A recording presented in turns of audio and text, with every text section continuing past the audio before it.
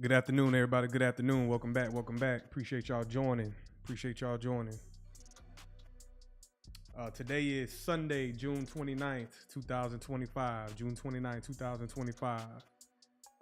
It is the new week of trading. We got a new market. We're coming to the close of the month and the close of the quarter and the close of the second half of the year. So we're about to enter Q3 2025, and I'm gonna give y'all my market outlook. What's up, Ed? Shout out to you. What's up, Ryan? Shout out to you. Shout out to the Bay Area in the building. What's up, Scott? Shout out to you as well. What's up, Scott? Appreciate y'all joining, man. Tapping in on this Sunday afternoon, wherever you're at in the world. Let me get a quick roll call. 14 people in the building. That's a good outing to start the live stream. I appreciate it. I definitely appreciate it. But let me get a quick roll call. I want to acknowledge where you're from. I want to show some love. So shout out where y'all from. I always like to see where everybody's from. We got Cali in the building. We got East Coast Canada in the building. Shout out to you, Ryan. Who else we got in the building? What's up, Lenny? Shout out to you, Lenny. We got Lafayette, Indiana. Shout out to Lafayette, Indiana. The Pacers almost got it. They almost won, but they didn't win. Y'all gonna be back next year. What's up? Albuquerque, New Mexico in the building. Shout out to Albuquerque. What's up, Mike Mans? Richmond, Virginia in the building. Tyler, shout out to you, Tyler. ATL, Atlanta, Georgia in the building. Shout out to you, man. Shout out to you. I need to get back to Atlanta. It's been a while. Need to get back up to Atlanta. Definitely appreciate y'all joining, man. I ain't gonna keep y'all too long tonight. We're going to go ahead and knock out some news. We're going to look at some prices. We're going to do some technical analysis. And I want y'all feedback. I want y'all input on the status of the markets right now, especially crypto. You know what I'm saying? Like, we are inching closer to the regulations and legislations starting to be passed in Congress, in the Senate. And eventually it's going to land on the president's desk. Also, we're about to, for y'all that hold digital assets, you're about to soon be able to pay for assets. Excuse me. You're going to soon be able to pay for mortgages with your digital assets if you're in the United States. So that's interesting. Things are moving rapidly and very fast. So hopefully y'all are holding on and y'all are still accumulating, because we still got a lot of opportunity. All this weekend, I've been pulling the trigger all weekend. I'm looking at price. I said, let me go ahead and get some of this. And then I'll double back and be greedy and get some more, because things are still at a great price. So hopefully y'all are still taking advantage of some of these assets that they just giving it to y'all on a silver platter. And a lot of people panicking, a lot of people frustrated, but that's investing. We also trade as well.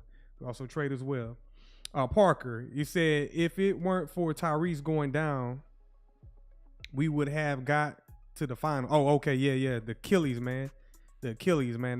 I don't know what's going on in today's world, but I think it's the low-profile shoes that these athletes are wearing. That's where we're starting to see more Achilles tears and whatnot. So that's some basketball talk. Not everybody is into basketball, so let's go ahead and let's see right quick. Let's come look at some prices. All right.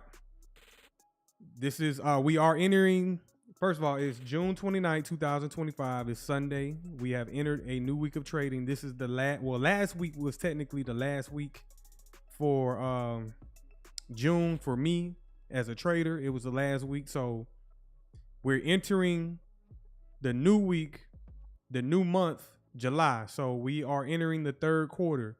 The first quarter of the year was very exciting. The second quarter, it was exciting at the beginning, and then we kind of fizzled out the last 2.5 months.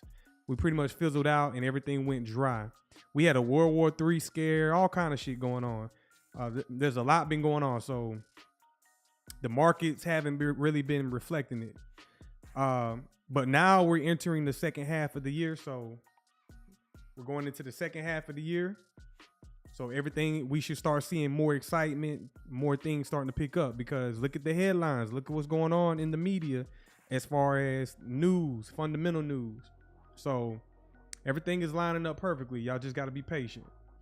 What's up, Daryl? Shout out to you, Daryl. Yes, Q3. Appreciate everybody joining, man. Appreciate everybody joining. So we got XRP currently trading at $2.20. We're gonna look at it. We're back up. I'm gonna give y'all my long-term analysis. We're gonna see. I need to see this candle close. I need to see this the 6-month candle. I'm gonna show y'all in a minute. But I need to see that candle closure on the 6-month. We got one more day left, and then the second half of the year begins in Q3. So XRP currently trading at 220. We got XLM trading at 24 cents. Great opportunity. We got XDC trading at 5 cents. Another great opportunity. We got HBAR 15 cents. HBAR is the one I've been accumulating all weekend. I've just been getting real greedy with HBAR. I was purchasing it down at 14 cents. And why not? Why not? It's up to 15 cents right now. Bitcoin sitting at $108,000. Okay. Bitcoin any day now is going to just take off. Okay. Ethereum still stagnant. I don't know what's going on with Ethereum. Maybe y'all got some insight. Y'all let me know in the chat. But Ethereum 2,500.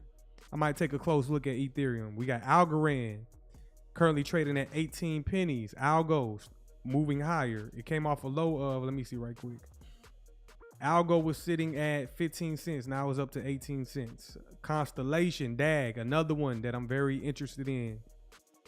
Why am I interested in DAG? Because they're working directly with the DOD, Department of Defense, and the United States Air Force, and that just fascinates me. You know what I'm saying? So the United States Air Force is using blockchain. Okay, so how does that work? It's very interesting. So I've been heavy, and also DAG is a United States-based company as well, or Constellation. So my thing right now in this season of cryptocurrency, I'm into United States.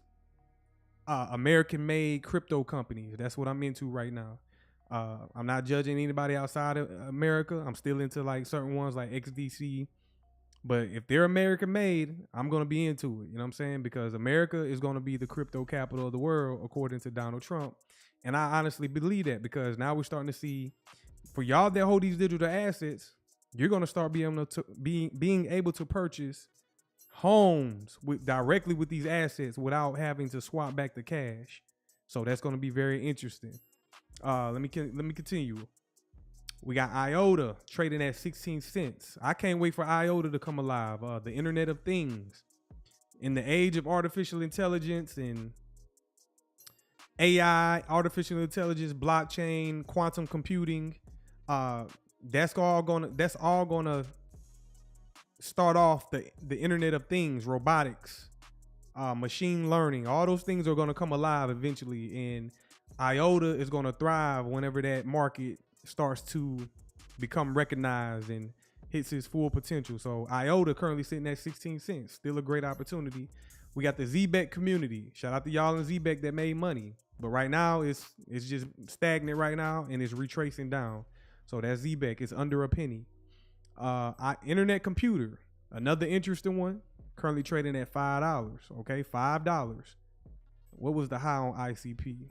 The high for internet computer was $750. Okay, $750. When it first hit the market, it opened up at $750. I think it's more kind of it's a future project. Okay, ICP is currently trading at $5, coming off a high of $750, and right now it's at a great still. It's one after everything starts to become regulated and the landscape starts to become more clear. That's when things like IOTA and ICP and certain other cryptocurrencies will thrive. Okay, so we got Ondo currently trading at 79 cents. There was a big Ondo community. I don't know where they're at. I might have to swap that out. If y'all got anything that y'all want me to start covering or suggesting, y'all let me know in the chat, because I feel like the Ondo Ondo was out of here. You know what I'm saying? I don't know. I can't be in everything. Maybe y'all know. Solana currently trading at 153. We got the Flare Network at 1 penny. Flare, FLR. They've been through a lot. A lot of y'all still are heavy in Flare. I'm not into Flare, but I understand it.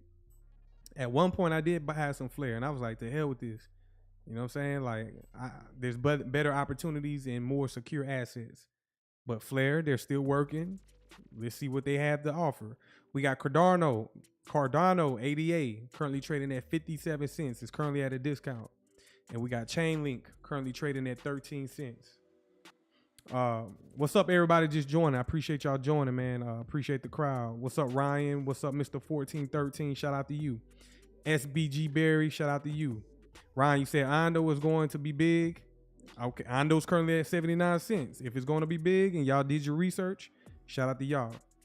If y'all just joining, please hit that like button, subscribe to the channel. Subscribe to the channel, and if y'all are interested in signing up to the Patreon, let me see right quick. Do I have that pulled up? If y'all are interested in signing up to the Patreon, y'all come over here and sign up to the Patreon. My Signal service just went live. We got some members in there.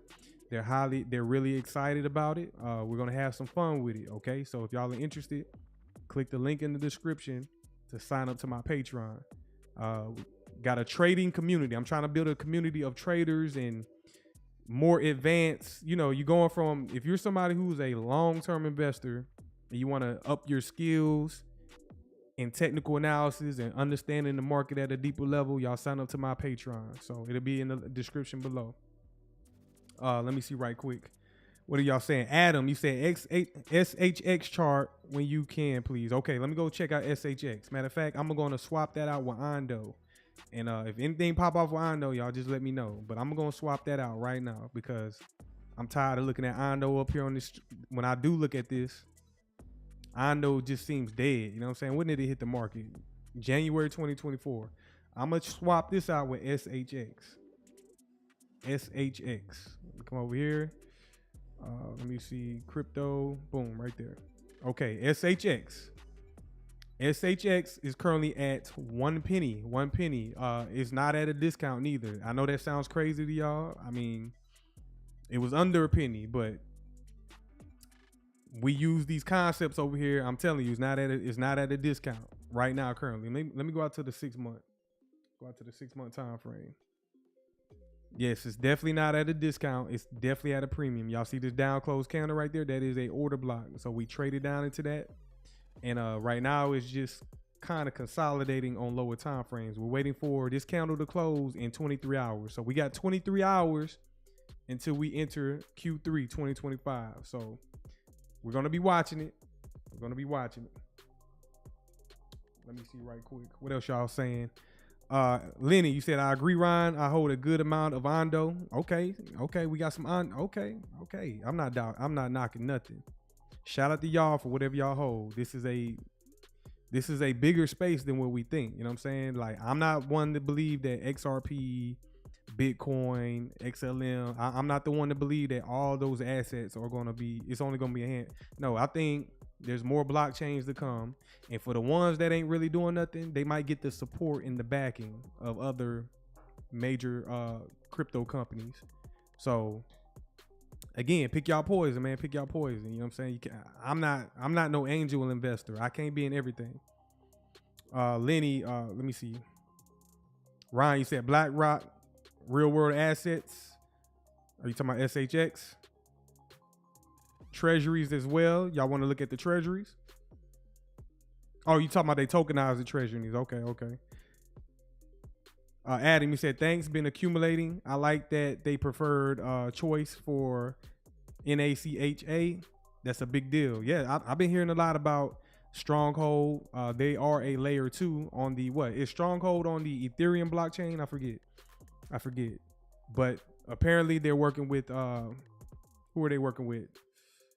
Are they working with the Federal Reserve? What institution is Stronghold working with? What's up, B Rush? You said you see I am the media. Yeah, man. Once you get to a point, B Rush, like you see all the fake shit going on, and you just gotta control your own narrative. You know what I'm saying? You gotta control your own narrative, and I'm just presenting it the way that I feel like I can present it to, you know, to people that rock with me. I ain't trying to impress nobody. My media is getting out price action and charts, and then I let other people have the other media. I'm gonna give you right now real time analysis. So that's media, that's news for me. And I don't go to social media. My social media is YouTube. I don't do X. I can't stand X. I cannot stand that platform. I don't see how half of y'all are on that. I can't see how half of y'all are on X. As soon as Elon Musk took Twitter and turned it to X, that shit has been trash, in my honest opinion. Now, and I can't figure it out. I can't figure the algorithm out. I don't like to be on no platform where it's a bunch of bots. I don't want to be on no platform where there's a bunch of bots and you can't beat the bots. You know what I'm saying? So I don't need to be over there. There's too much spamming going on. And then there's a lot of hacking and people getting their information stolen and whatnot. I can't be on X. I can't be on that. Ryan, you said boss the man. What's up, Ryan? I appreciate it. Gabrielle, SHX is working with the Fed. That's what I mean. The Fed. They was working with the Fed to take over ACH market. Yes. That's a huge market as well. So shout out to y'all, man. Like, I wish all this shit do well. You know what I'm saying? I wish it all do well. If you've been in this space for a while now, you should be doing well. You know what I'm saying? You should not be. It might be stressful for some of y'all because of the time aspect. But most people that been in early adopters, y'all should be doing well. B Rush, you said I'm waiting for that monthly close, 3-month close and a 6-month close. Yes, we're gonna go over here in a minute. B Rush, we're gonna go over here in a minute. It's an illusion. You say Twitter is super algorithm controlled for high level toxicity. I agree. So I don't have time for Twitter. I create my own narrative. You know what I'm saying? I create my own narrative. I do my own research, and I don't have time to scroll all day. Like, I don't have time to be on my phone scrolling all day. That shit is, no, I don't have time for that. X, I keep saying Twitter. X is a porno site. It's X is everything. I done seen it all over there on X. It's not filtered at all. So whenever, you remember Twitter, it was like censorship. I think they need to bring censorship back. I ain't even gonna lie. Everybody don't need an opinion because it's a bunch of arguing. It's a bunch of fighting. It's a bunch of everything going on X. So when it was censored, shit was regulated. People need regulation. I'm gonna say that. I'm not against people having a civil rights and a human rights, but everybody don't need to speak, okay?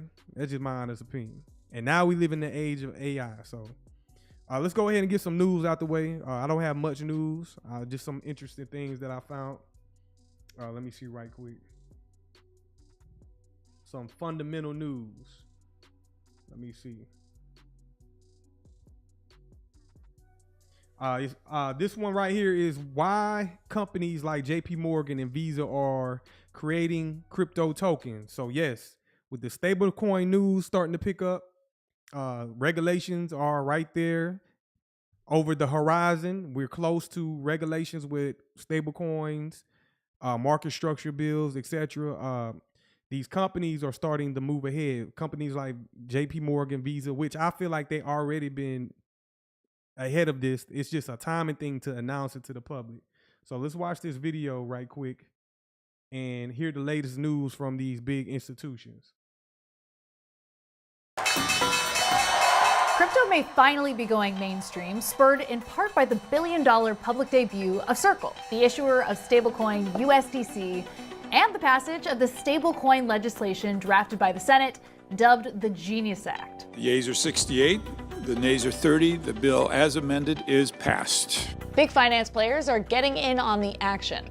Coinbase, which earns half of the revenue generated by USDC, launched a new partnership with payment platform Stripe and e-commerce giant Shopify to bring USDC payments to merchants around the world. JP Morgan announced its own stablecoin-like product called JPMD. Payments firm Fiserv announced a stablecoin to pair with the 90 billion transactions that it processes every year. And even 90 billion transactions. This stuff is, if you're not tapped in, if you're not keeping up, this stuff is moving very fast. It's moving very fast. JP Morgan, Visa, all these entities, and you already know what protocols are running this stuff on the back end. You better know what protocols are running this on the back end. That's why we here. That's why we invest, and we are here. If y'all been in this space for years, I'm gonna say all the way back to 2020 at least. Some of us been here longer, 2017.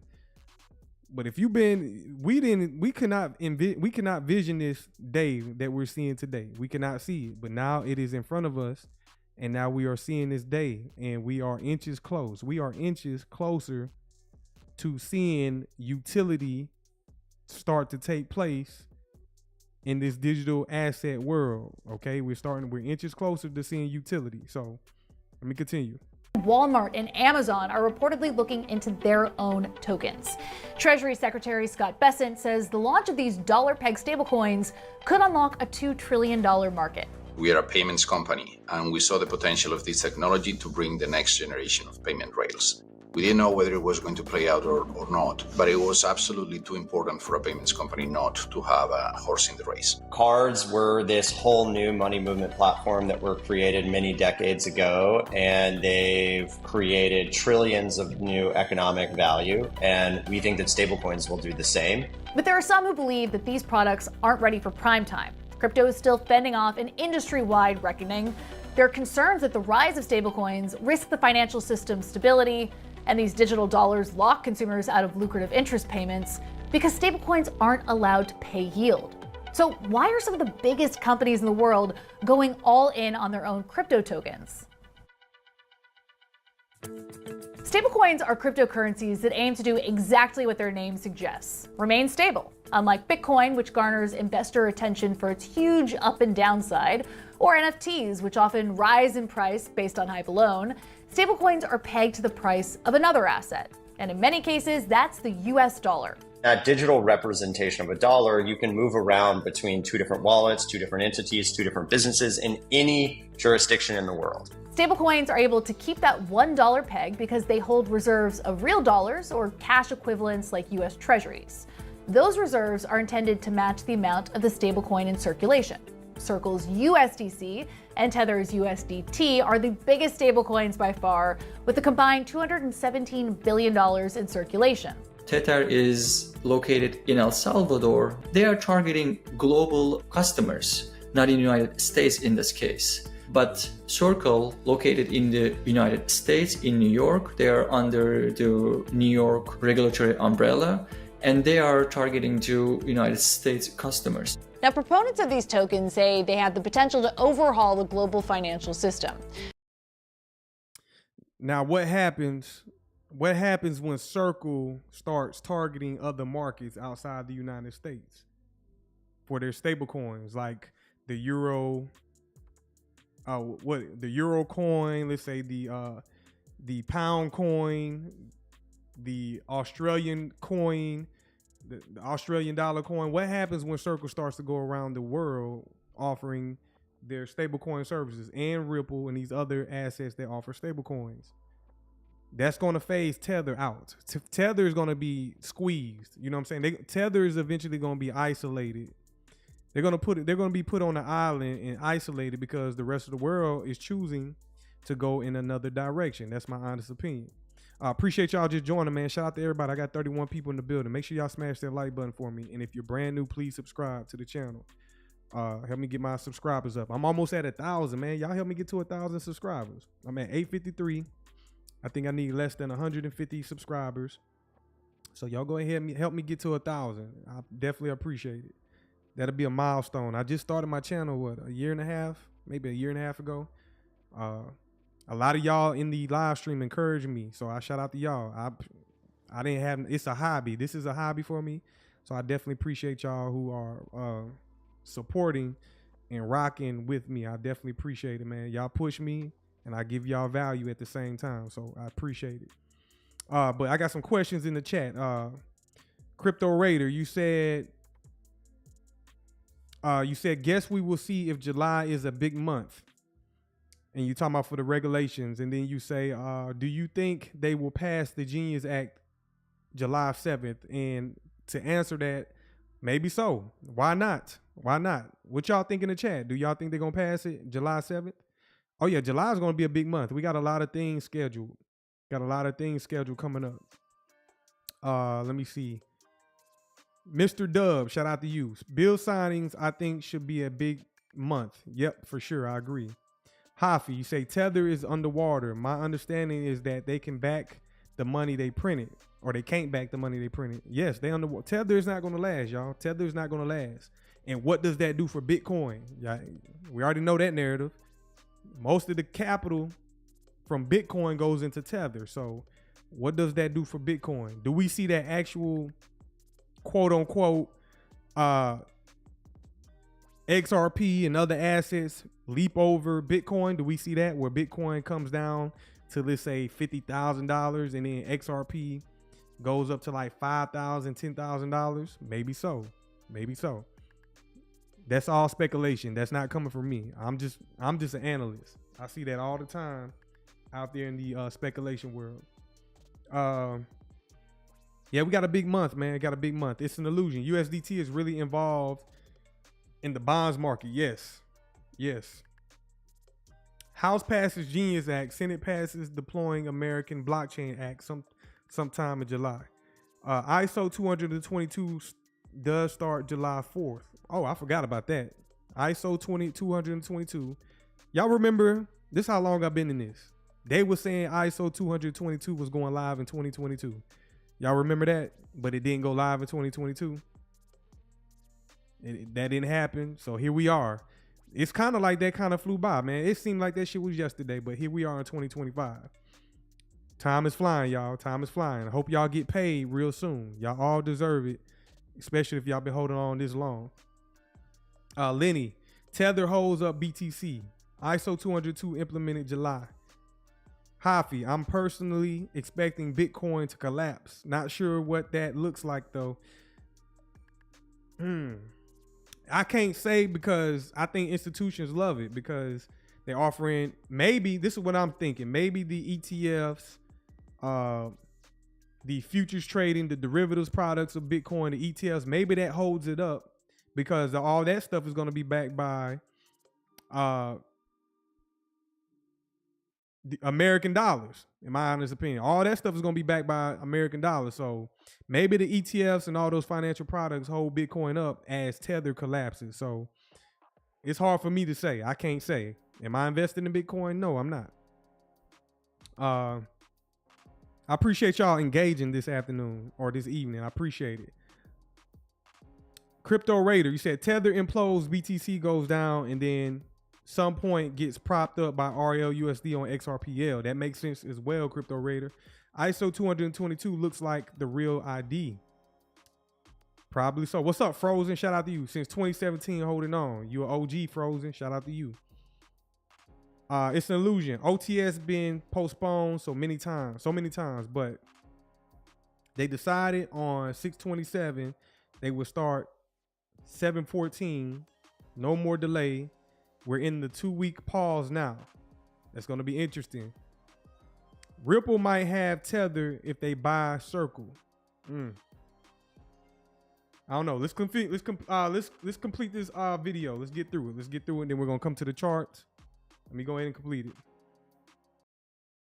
Right now, transactions can take days to complete, but stablecoins could settle payments instantly, day or night, thanks to the blockchain. But here in the US, adoption of stablecoins has been slow. Many people don't really notice if their payment on the card is processing for a few days. PayPal, Venmo, and Cash App provide sort of instant transfers for consumers, even if it really takes days for that money to change hands for the company. A barrier to access to stablecoins is very low, and this gives unbanked communities, people, an opportunity to receive, save, and spend US dollars without a bank account. These tokens could allow cheap transactions across borders, and many people in emerging markets are already using stablecoins as an alternative to volatile local currencies. But here in the US, adoption of stablecoins has been slow. You can see today people who are sending money to their loved ones abroad, and they're using stablecoins to fund those remittances and avoid any transaction fees. But you're also going to see stablecoin use cases that are in the water supply, that are infrastructure and that are abstracted from the consumer. Many of the users out there today are not aware of stablecoins or not interested in stablecoins, and they should not be. It should just be a way in which you move value, and in many cases, it's going to be an infrastructure layer. Corporations, however, see big potential for stablecoins. The IPO of Circle, which is the issuer of USDC, unlocked billions of dollars in pent-up demand for these issuers. After raising $1.1 billion during its debut on June 5th, the company's stock soared more than 700% just in June. Then, new Circle partnerships and competition quickly followed. A stablecoin product launches from crypto exchange Coinbase, Shopify, French bank Société Générale, and payments platform Fiserv quickly hit the headlines. We're entering the utility phase right now, where the technology has matured. It's gotten fast, it's gotten cheap, it's gotten easy to use, and that's leading to real-world adoption across businesses and consumers. And stablecoins are at the forefront of it. These announcements all touted the same benefits for companies: faster payments, the ability to transact 24/7. But corporations are also looking to stablecoins to cut costs. One big area for savings: payment processing fees. Card issuers raked in a record $187 billion in transaction fees in 2024, according to Nielsen. Now, companies issuing their own tokens could decimate those fees if they can convince consumers to transact in dollar-pegged tokens instead. No more credit cards, y'all. What y'all think? No more credit cards. Let me read some of these comments, then we're going to continue. Hoff, you said Ripple might have Tether if they... Okay, you already said that. B. Rush, you said my mom's birthday is 7/14. Shout out to mama. Shout out to mama, man. Much love. Happy birthday. Pre-happy birthday. Lenny, Ripple may do a reverse merger on Circle, and that's how they go public. Lenny, you are very interesting, Lenny. You are very interesting. You have some insights, and you're always ahead of things. I find that interesting. It's an illusion. Brad got a new tattoo. Did Brad actually get a new tattoo? I read that comment, so let me go ahead and pull that up. Or is it the same tattoo? We're going to come back right quick. Is it the same tattoo? Let me come over here right quick. So he posted it. Well, this is from the one of the content creators, digital asset investor. I think this is an old tattoo. Y'all think that's new? Is that new? It's the same one. Come on now. But he posted this June 28, 2025 or whatnot. This was the other today. But yeah, it's the same tattoo. But the thing about this tattoo is, I don't know. That's he could have got a better tattoo. I ain't gonna lie. He could have got a better one. He definitely could have got a better tattoo. Yeah, it's the old one. Let me see who else. Crypto Raider, you said no more delays this time. Now all things are about to happen. I agree with you, man. Hopefully if y'all have sudden wealth, hopefully you're able to handle it. It's an illusion. You said maybe it's not just seen, it was a thing today. Get that give me the news correctly now. It's an illusion. Nah, I'm just joking with you. What's up, broadcaster? Shit looked like an old WGen. It was new. Oh, when it was new. Yeah, that shit did look old when it was new. He could have done better. He could have did better with that, man. He got to do better. All that money. Brad Garlinghouse is a billionaire. God damn it. He could have definitely got a better tattoo. But he's all in, though. He's definitely all in. Definitely locked in. Let's continue with this video. In fact, when the Wall Street Journal reported in June that Walmart and Amazon were considering their own stablecoins to cut down on fees, Visa, MasterCard, and American Express all saw their stocks slide. Maybe the market fears that the interchange revenue will be disrupted, but people like credit cards. They like rewards programs. They like points. So I don't think that's going away. Maybe there will be some disruption, but as far as I can tell, Visa and MasterCard are leading into the disruption. They're trying to disrupt themselves. So they seem to be ahead of the curve here. Visa told CNBC that it's embracing stablecoins. We've been enabling people to issue Visa credentials on top of stablecoins. We've been modernizing our own settlement infrastructure with stablecoins. And we have a whole host of innovations that we plan to deploy around the world embracing stablecoins. Not to be left behind, MasterCard announced that it was enabling multiple stablecoin transactions on its token network with the help of stablecoin issuer Paxos. And then there's the idea that stablecoins could speed up the financial system. JP Morgan announced its JPMD deposit token. The bank said it's similar to a stablecoin, but rather than representing $1 US, the coin represents a commercial bank deposit. Now it's limited to institutions, but it offers round-the-clock settlement. Right now, banks pay a roughly 4.3% fee to get funds from the Fed overnight, and many transactions can't happen overnight at all. JP Morgan told CNBC the new offering allows clients to move money around faster, earn interest, and still keep a close tie to the traditional financial system. But as TradFi quickly embraces these crypto tokens, some are raising alarm bells about the risks.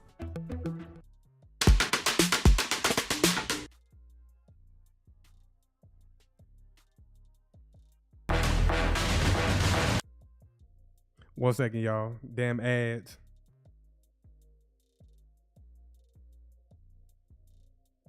Banking crisis didn't just expose cracks in the traditional financial system, it also hit stablecoins. When Silicon Valley Bank collapsed in March, Circle's USDC lost its peg to the US dollar. So what happened to USDC? Well, its issuer Circle said that it had $3.3 billion worth of cash parked with the now collapsed Silicon Valley Bank. And as a result, this is what happened, a massive depeg. When the Federal Reserve Bank of Boston...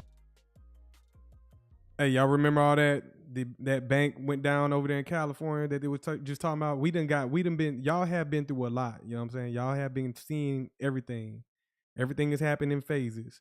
Gabrielle, you said, boss, the JPM head of blockchain guy said that adoption will increase from 40 to 55% in July. That's going to be very interesting, Gabrielle. And from 55 to 91% in November. Man, stablecoins are about to blow the world away.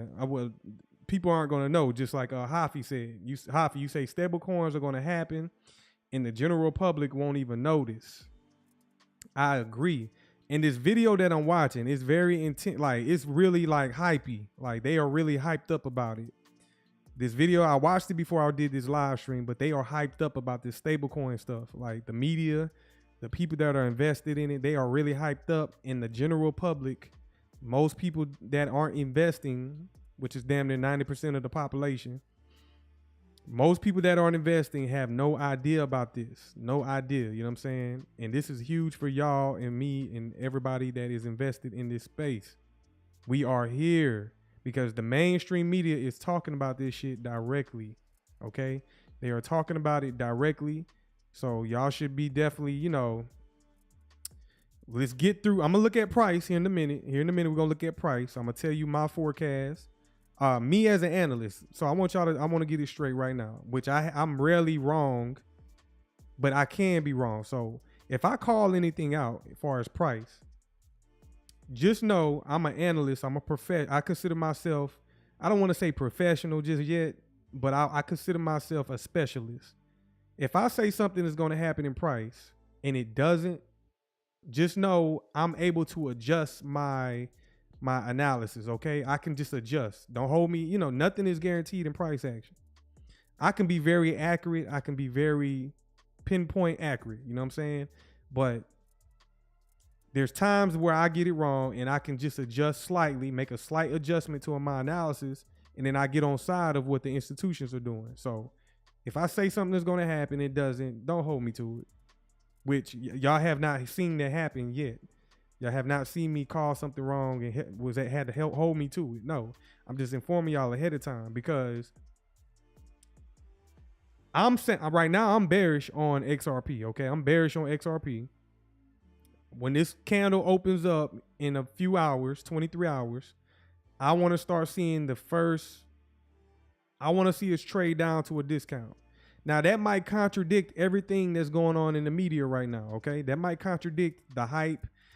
Banks and institutions they're starting to like get ready to use these technologies and these assets, and the hype behind Congress and legislation being ready to pass. Before that even happens, I'm bearish. I want to see us come back down to discount. So I'm just letting y'all know. Let me see right quick. It's an illusion. You said using these exchanges have way more perks than a credit union. Oh, for sure. For sure. I'm starting to realize that myself with the stable coins. I'm gonna ask y'all in the chat. Who in the chat are currently using USDC? Are y'all using it as far as like a savings? Are you starting to use it to purchase crypto assets? Are you using it to get interest?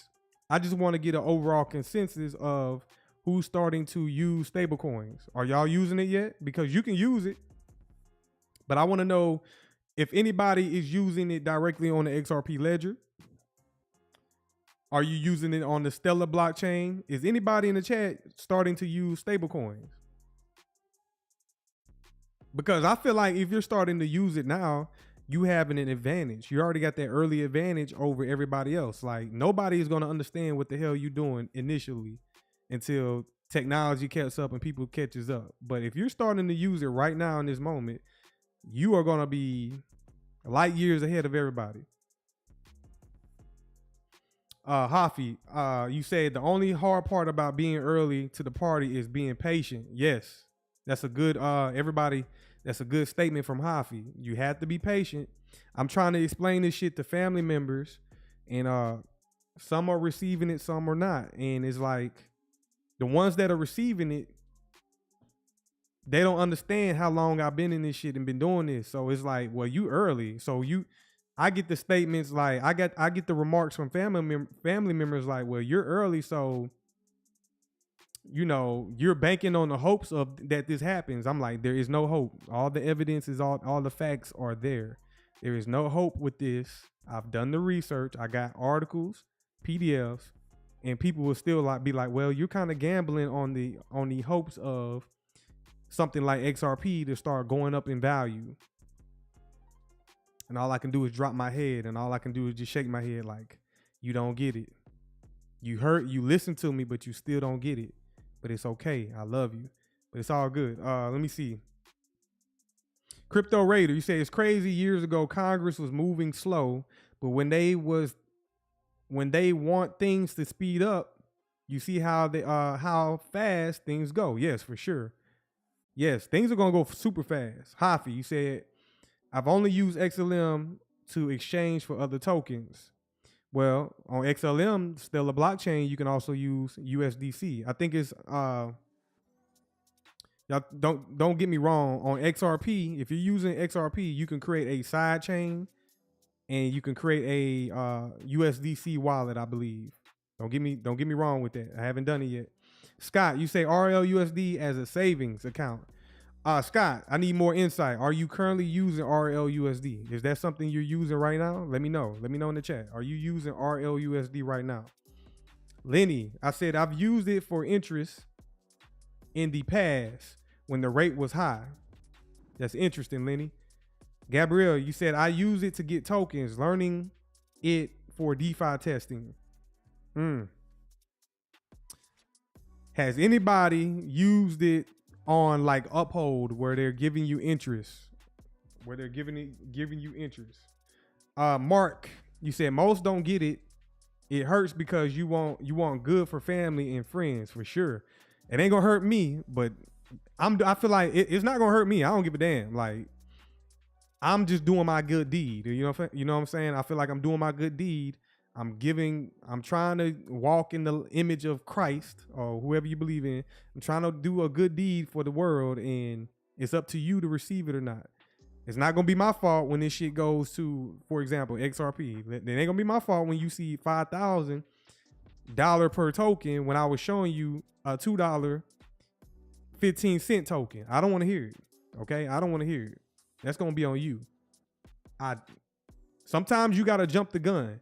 Sometimes you got to take risk, okay? You got to take risk. So sitting on the sidelines, it's not going to get you nowhere. Ed, okay, I answered your question. Mark, Daryl, you said I've used it to buy crap coins off shady exchanges. Come on now, Daryl. Come on now, Daryl. Daryl, you got to do better. First of all, I can see if you was using Tether to do that. But when it comes to USDC, we know that's a regulated token. We know that's a legit token. So it's actually real currency. So we got to do better, Daryl. But I know you smarter than that, Daryl. Lenny, you said in the past you could find up to 14% parking money in USDC.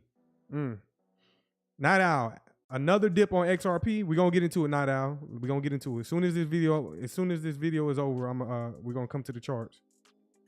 I just like the engagement this evening. I appreciate y'all engagement. I got 37 people in the building, 18 likes. Come on now. Come on. If you're brand new to the channel, please subscribe. trying to get to 1,000 subscribers. 37 people. Y'all, half of y'all can hit the like button. Come on now, hit the like button, share the video, subscribe to the channel. I appreciate it. Scott, not daily, just dry powder. Get on the XRPL DEX. I started on Uphold, but moved it to the DEX for security. Shout out to you, Scott. That sounds very smart. You already know the XRP ledger is a secure blockchain, and I would do that over the damn exchanges because you never know. They might lock up, and you might have the advantage where you don't never have to leave the chain, and you could just buy directly on the XRP ledger. That makes 100% sense. Let's go ahead and finish this video, and then we're gonna come over to the charts. Frozen, you said you can use Bitcoin as a high yield savings account. For sure. Take your money off the exchanges. All right, let's finish this video. Convened to explore the implications of stablecoins on financial stability. William Bird-Thistle, former SEC director of the Division of Investment Management, compared stablecoins to money market funds. He said that in the worst runs on those kind of funds, investors only lost a penny or two on the dollar. But stablecoins, those could fall to zero. Now, the industry saw this with the collapse of the Terra USD stablecoin in 2022. That event snowballed into a total crash of the crypto market as investment firms went under and crypto exchanges went bankrupt. There's also money laundering risks. A report from the U.S. Treasury in 2021 found illicit finance concerns with stablecoins, particularly giving bad actors the ability to skirt sanctions and anti-money laundering rules. First of all, that's some bullshit with the anti-money laundering. Y'all already know these damn stable coins are going to be tracked, traced. So you will be a complete jackass and a dummy to do anything illegal with these stable coins. You will be a jackass and a dummy. So I don't think there's no risk there. You know what I'm saying? You will be a fool to do anything with these stable coins. You know what I'm saying? So let me continue. I just felt like that was some bullshit. Administration of the United States made it very difficult. Senator Warren sent letters to the auditors basically suggesting that they should not touch crypto companies. And the OCC was very against crypto companies. Banks were not banking crypto companies. Now, crypto's major collapse and rise in criminal activity made Congress sit up and pay attention. Now, lawmakers are hoping to pass the first major regulation to solve some of the problems that stablecoins exposed. The Senate's advance of its stablecoin regulation, the Genius Act, was applauded by both crypto businesses and regulators. We've been embracing and building for years, preparing for this moment. The Genius Act has now passed the Senate, as you know, and is expected to pass the House. I think that'll give regulatory clarity to stablecoins. The bill contains key provisions, protections for consumers, reserve and annual audit requirements for token issuers, and it lets the Treasury Department designate foreign stablecoin issuers as non-compliant.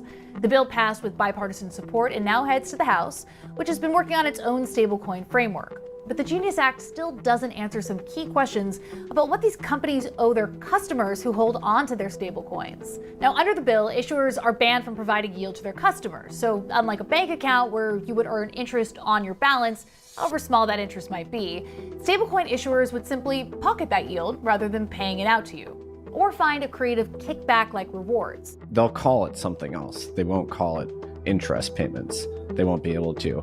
But we will see a lot of these models develop where there is that 4.5% yield. Now, Senate Democrats like Massachusetts Senator Elizabeth Warren also warned the bill doesn't do enough to address potential conflicts of interest with President Trump and World Liberty Financial's stablecoin that launched this year, USD1. Now, she pointed to an investment from a United Arab Emirates firm into that stablecoin as a particular pain point. The Senate Banking Committee argues the Genius Act makes it clear that ethics laws apply to members of Congress and senior executives in the government. And when asked about the president's ties to crypto projects in his name, the White House told CNBC there are no conflicts of interest and that President Trump's assets are in a trust managed by his children. The president has urged Congress to send the bill to his desk, calling digital assets the future. I think it was a mistake for Trump to have a Trump-affiliated DeFi project issue a stablecoin. I think that really set back his stablecoin legislative agenda. I think we could do it a lot more in terms of tackling these conflicts of interest, and I completely understand the Democrats when they try and weed this out. They should be in the business of creating sound legislation, regulation, not trying to enrich themselves via the industry that they're regulating. So I'm very sympathetic to those COI concerns.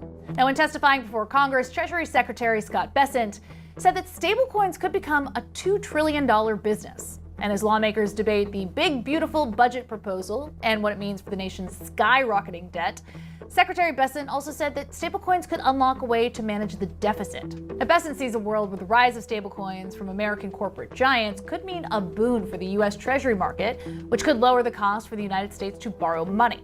We know that China and Japan, the top two foreign holders of US treasuries, are net sellers, not buyers, in 2024. However, stablecoins issuers are in the top 10 buyers as a total of US treasuries in 2024. This will only increase because the demand for stablecoins has been decoupled from the crypto market cycle. Problem is that the United States have to issue treasuries to refinance the debt.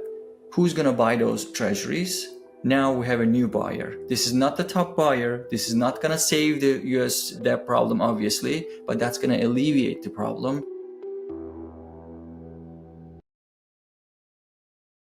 Yeah, man, that's pretty interesting. We are close. Got some interesting comments in the comment section as well. Let me see right quick. If y'all are just joining, man, please smash that like button. We got a big month ahead of us. We are already ahead of it. So should be interesting going into August. You know what I'm saying? Going into August. Let me come over here. Let me see right quick.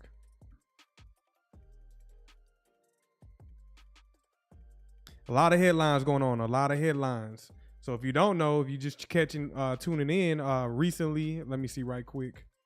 Home buyers could soon list Bitcoin and other crypto assets for mortgage applications. That is highly interesting right there. You know what I'm saying? Highly interesting right there. One Bitcoin is like $108,000 right now. So could you imagine people that have like 10 Bitcoin, 100 Bitcoin, 1,000 Bitcoin? Could you imagine how many homes these people will be able to scoop up off the market? It's going to be very interesting. Now, so pretty much essentially soon, if you hold digital assets, you won't have to cash out of your digital assets. If you want to go buy a house or other, I'm assuming this is going to be for, eventually it's going to be for like vehicles. It's going to be for like land. You're going to be able to swap out your digital asset without having to cash out directly for real estate, mortgages, etc. So home buyers could soon list Bitcoin and other crypto assets for mortgage applications. This is a big deal. I think this released Friday, this news, this information. Home buyers could be able to count Bitcoin and other cryptocurrency holdings that qualify assets as qualifying assets when applying for a mortgage, in a significant departure from previous policy. In a memo on Wednesday, which was last week, the Federal Housing Finance Agency ordered Fannie Mae and Freddie Mac to prepare proposals to consider cryptocurrency as an asset in a single-family mortgage assessments. If and when the rule changes comes into effect, it would make it easier for home buyers who own cryptocurrency, like y'all in the chat, to qualify for a mortgage and potentially increase their loan amount limits without converting the crypto into cash. Get it? Okay, where does the stable coins play in with this as well? Y'all understand that? Where does the stable coins come in as well? The timing is crazy.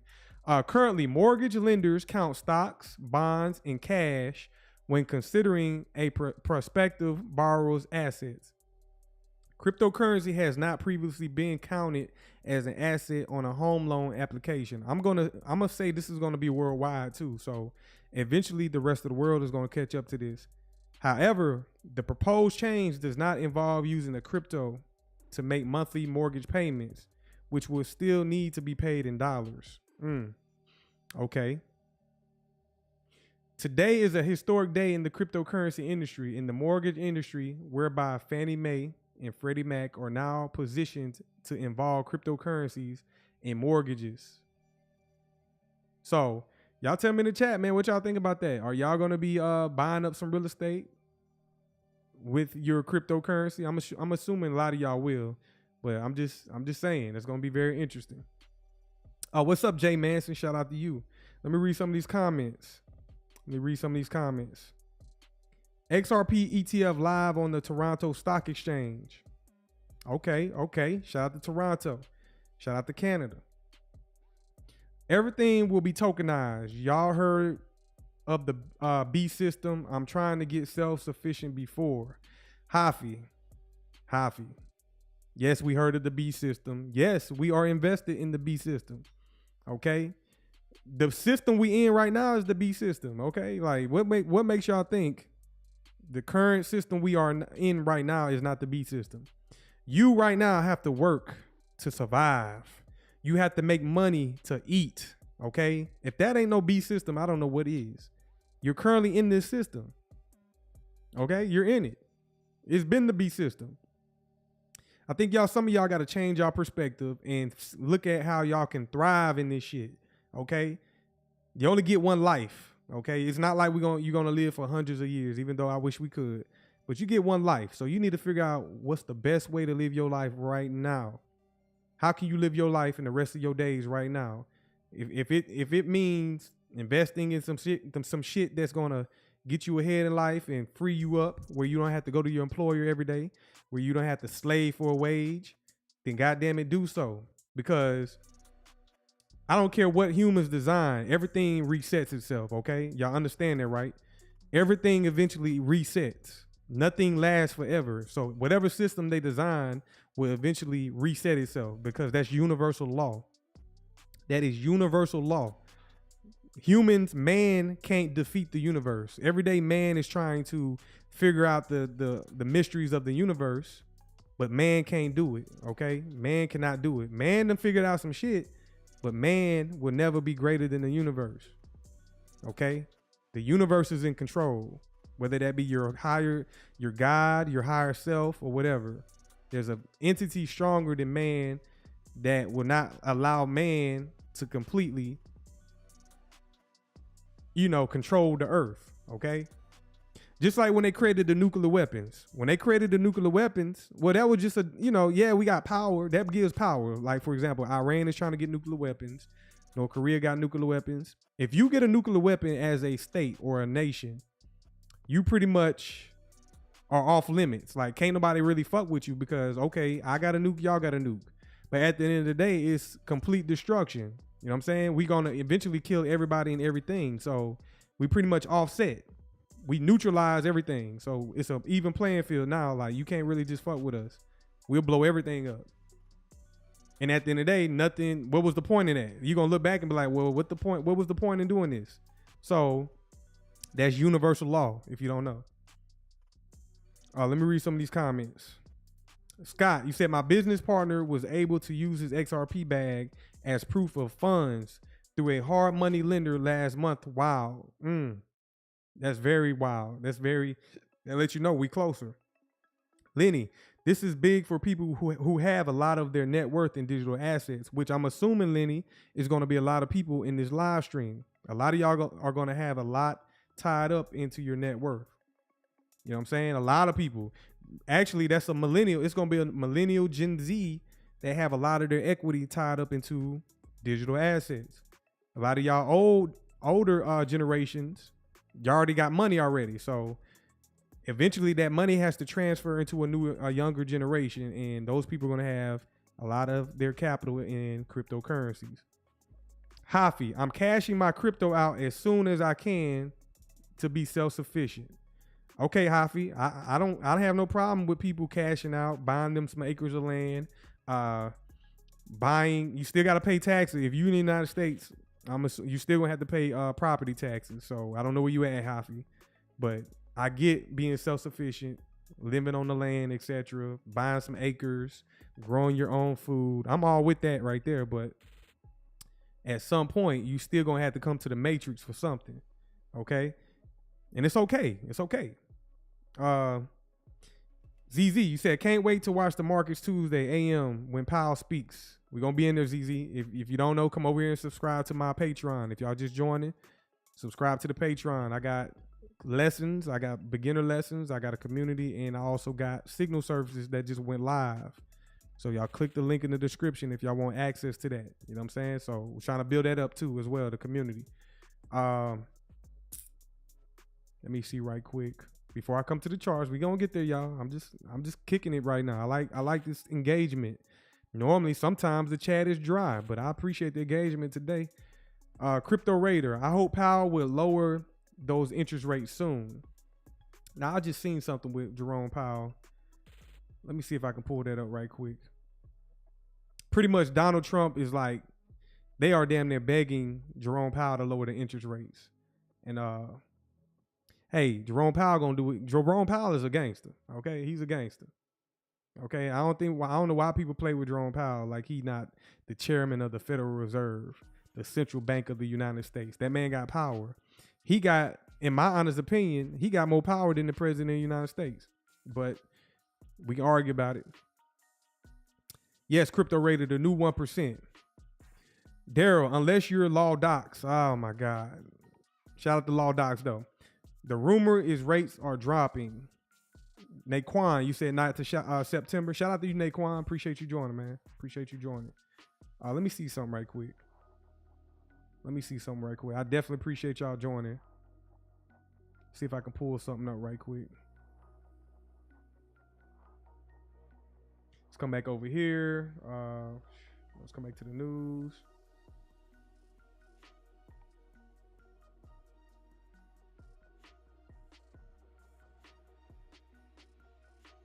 Let's hear some interest rates news right quick. Federal Reserve Chair Jerome Powell was... One second. Let's hear this right quick, and then we're going to move forward. Federal Reserve Chair Jerome Powell was back on Capitol Hill today testifying for a second straight day on his vision for the future of the U.S. economy. This as President Trump continues to call on the Fed to lower interest rates. As part of his testimony in front of the Senate Banking Committee, he presented the Fed's monetary policy report, which comes out twice a year. Now, before that, Powell gave his take on the state of the economy. Despite elevated uncertainty, the economy is in a solid position. The unemployment rate remains low, and the labor market is at or near maximum employment. Inflation has come down a great deal, but has been running somewhat above our 2% longer-run objective. The CBS News senior business and technology correspondent Jolene Kent joins us now. And Jolene, always very good to see you. What did we learn from the Fed's monetary policy report? Essentially, the idea right now is that they're trying to figure out how inflation is going to be tamed. In the testimony yesterday and today, Chair Powell really focused on how they're tackling the inflation issue as it relates to tariffs. He got a lot of questions on that front when it comes to how tariffs are going to impact inflation. He says that over the last several years, inflation of this level has been relatively unprecedented. So they're trying to be humble, as he said, about how they figure out how to deal with it. That's why he's responded by holding steady. You know, the Federal Reserve, of course, reserves the right to do a couple of more cuts later this year, certainly less than what President Trump would like. But President Trump also weighing in over the past couple of days, saying that Powell's time could soon be up. Which is true. His term will be up in the not so distant future. And President Trump also saying that he has 3 to 4 people he's already thinking about to replace him, Nancy. And Julian, on another note, the U.S. conflict with Iran could mean the country tries to close the Strait of Hormuz, with roughly 20% of the world's oil passes through. What could that mean for the price of gas for Americans in the near future, especially with the summer season right now? Yeah, the summer travel season is very much underway, so you can expect gas prices to go up, according to Gas Buddy. Now, when you look at what is happening in the Strait of Hormuz, currently the Israeli attacks on Iran have not really targeted their oil supply, so to speak. If that changes, obviously, that would impact supply.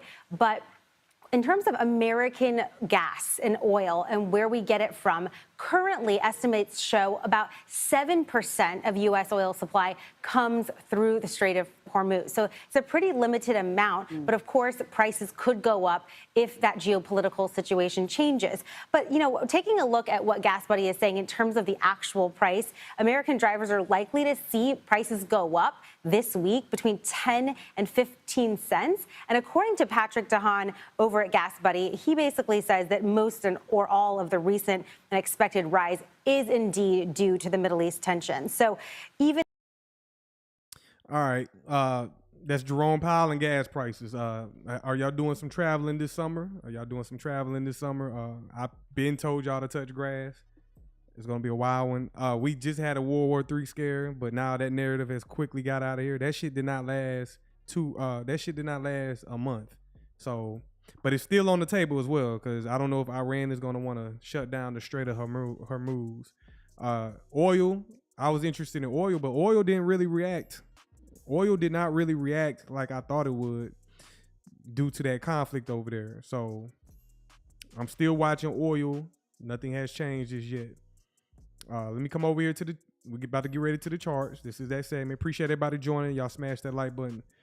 40 people in the building, man. If y'all brand new, please subscribe to the channel. So we got the economic calendar for the week. This is the economic calendar. This is we have the last few days of the month of June. So today, tomorrow, which is Monday, June 30th, and then Tuesday begins July. July is the start of Q3. It's the start of the second half of the year, and it's the start of the month, clearly. So we are entering a new quarter. Tuesday, we got Jerome Powell speaking, okay? And we got a lot of high-impact news. We got non-farm payroll this week. So this week is going to be a very volatile week. Also on Friday, we have a bank holiday. Friday is the 4th of July in the United States. So that's a major holiday for banks. That's a major holiday for the market. So if you're doing trade, my traders in my Patreon, we are not, this is me talking to y'all. If y'all want to sign up to the Patreon, sign up to this Patreon. But on Friday, we are not trading Friday, and we're going to tread lightly this week. So if you're just joining, make sure y'all get signed up. Instructions are in the Patreon. Get signed up. I'm going to be providing some signals, but we're going to tread real lightly this week, okay? We're going to tread real lightly because we got a lot of landmines out here. Whenever y'all are traders, and I don't care if whatever markets y'all looking at, crypto, futures, Forex, if you're trading any market, and you see Jerome Powell speaks, if you see non-farm payroll, which stands for not for professionals, and if you see like FOMC or bank holidays, stay out the way, okay? I mean, stay out the way because the markets become very manipulated. If you don't know, the markets are algorithmic. Price is algorithmic. So I'll talk about that. A lot of y'all have seen it. Y'all witnessed it, and some of y'all have been mind blown. So the markets repeat over and over again because they are controlled and manipulated, 100% manipulated. Okay, so let's come over here to first asset I want to look at. Let's look at Bitcoin. Bitcoin, this is a 3-month time frame. We have 23 hours left. 23 hours left to complete the second quarter. In 23 hours, and this goes across every asset that we're about to review in crypto. In 23 hours, this candle right here will close, okay? We got 23 hours. We're going to get a closing candle right there. Let's go out to the 6-month on Bitcoin. 1 second. Let's go out to the 6-month time frame. So what I'm doing is the 6-month. Y'all take this down in your notes if you're brand new. The 6-month, the 3-month, the monthly, the weekly, the daily. One more time for the slow people in the back. The 6-month, the month, the 3-month, the monthly, the weekly, the daily time frames are long-term time frames, okay? They are long-term. So if you're somebody who is a long-term investor, if you're a long-term investor and you're new to technical analysis or you're trying to learn technical analysis, those time frames are for you if you're long-term position trading. Position trading is another term for long-term investing. Let me get a show of hands in the chat, which I know y'all can't show y'all hands, but I'm going to do this right here. If you are a long-term investor where you're somebody who likes to buy an asset and hold it for years and years and years, press 1. If you're somebody who is a short-term investor, swing trader, day trader, press 2. If you're somebody who wants to do both of them, where you're a long-term investor and a swing trader, press 3. Okay, I'm just trying to get a consensus of everybody in here. I want to see who's what. Daryl, you're a long-term investor. Hafi, you're a long-term investor. Lenny, you're a long-term investor. Lenny, you also want to do all 3. Mark, you're mostly a long-term investor. Daryl, you're a long-term investor, but you want to be a day trader and a long-term investor. Gabrielle, Lenny, okay, we got a lot of people that's 1 to 3. No 2s in here. No 2s. So y'all are telling me y'all are long-term investors, but you want to enhance your skill set and kind of learn day trading concepts and learn how to get in and get out the market. Okay. Jay Manson, you're telling me that you just a swing trader, day trader, and it's okay. A lot of y'all like to buy stuff. Like, for example, who I seen earlier, Mark. No, who was saying they want to sell their assets and be off grid on some shit? Let me see right quick. Oh, Hafi, you said I'm cashing my crypto out as soon as I can be self-sufficient. So to me, somebody like that, and I'm not talking about you, Hafi, shout out to you. Everybody is different. Everybody's situation is different. Some people are older. So if you're somebody who was older in life, I expect you to not want to, hold on. You want to live life. So, hey, take profits, okay? But for people that's younger, you can hold a little longer. You can take more risk. But somebody like Hafi, who says he want to cash out his crypto and become self-sufficient in his lifestyle, that's more swing trading. That's more like I'm going to get in position until I do better or until I got enough profits, and then I'm going to pull out and then I'm going to live my life. There's nothing wrong with that, okay? This is all based on your personality. ZZ. You say, why wait for the market makers to make thousands when you can make that on the daily day trading? See, ZZ, we're not judging over here. We're not judging because guess what, ZZ, I do both. We're not going to judge nobody who doesn't understand that. You know why? Because everybody does not have the time in the day to actually apply. A lot of people, be honest, a lot of y'all don't have time in the day to watch charts all day, okay? A lot of y'all live in busy lifestyles. A lot of y'all got families, y'all got children, etc. You know what I'm saying? Some of this shit, like I always tell y'all, if y'all joining my channel, this shit is boring. If you want to really learn how to trade, you better believe it's boring and repetitive, okay? So that's not, everybody's personality is not meant for day trading. But when you take that red pill, like ZZ, you took that red pill and you seen the potential. ZZ, you write me every day. And I appreciate that because you're learning. But you see the potential of day trading. And I've shown examples. If y'all missed the last live stream that I did, what that was yesterday, I did a live stream yesterday. It was more of a trainer. It was like a beginner trainer. So if y'all missed that, go back and watch the live stream from yesterday. I actually went into details and y'all could take notes and apply some of that information. And I showed you examples. I showed you trading examples. So go back and watch that from yesterday. Okay. If you're somebody who doesn't have time to watch charts, but you want to take action every day to experience some type of price action, y'all sign up to the Patreon. Click the link in the description. Opportunity every day. It's an illusion. ADHD. Hafi, I like learning about the algorithms because it makes it easier to be patient. For sure. Hafi, I think you're somebody, because what you told me earlier, you're somebody who said you want to take profits off your assets and go be self-sufficient. But guess what? If you learn this skill set, Hafi, you don't have to be waiting for so long. You can start building up capital and start trading. You know what I'm saying? If you're somebody who, I feel like it. I don't know you personally. I just feel like you're somebody who can start learning how to trade, and you can take the low-hanging fruit. That's why I tell people in my community, take the low-hanging fruit. That means like scalping, day trading, and just take 1 or 2 trades per day and be content with that. But let's get back to Bitcoin. We'll talk more about that here in a minute. Bitcoin, this, like I was saying, the 6 month, the 3 month, the monthly, the weekly, and the daily, those are all long-term outlooks. Those are zooming out at price. The higher the time frame is, a more far out look in price, okay?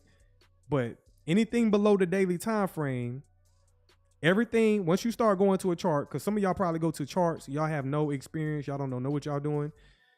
Some of y'all might just go to any time frame and think you know what you're doing. No, there's a sequence to price action. There is a formula to this. So anything below the daily time frame is intraday price action, okay?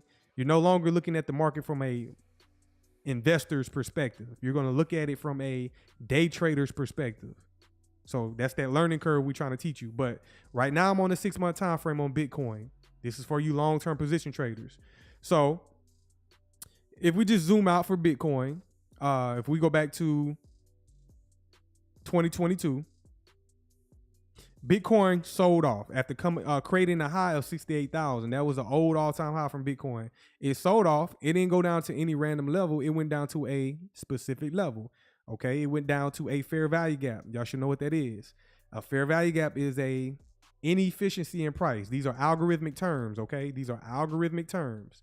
These are not random terms. Price is coded, and there's a language. Some of y'all that like to code, some of y'all that are familiar with IT, some of you people that are into tech, well, there's a language that I speak that I know about, just like if you're learning how to code on JavaScript, if you know how to code on Python, well, there's a trading language that is coded that I'm speaking right now. So a fair value gap is a part of that language. An inefficiency or a void is a part of that language. So I'm trying to get y'all to understand that. Hopefully I'm registering with some of y'all. Hopefully I'm speaking some of y'all language. And if I'm not speaking your language, hopefully I'm sparking your interest. But this is a fair value gap. Why is it a fair value gap? Because price, it's a BISI. It's a fair value gap / BISI, which stands for buy side imbalance, sell side inefficiency. Okay.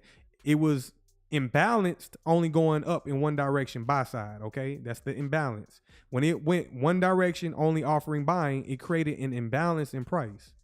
So what the algorithm likes to do is it needs to refer back down to this level to make it efficient.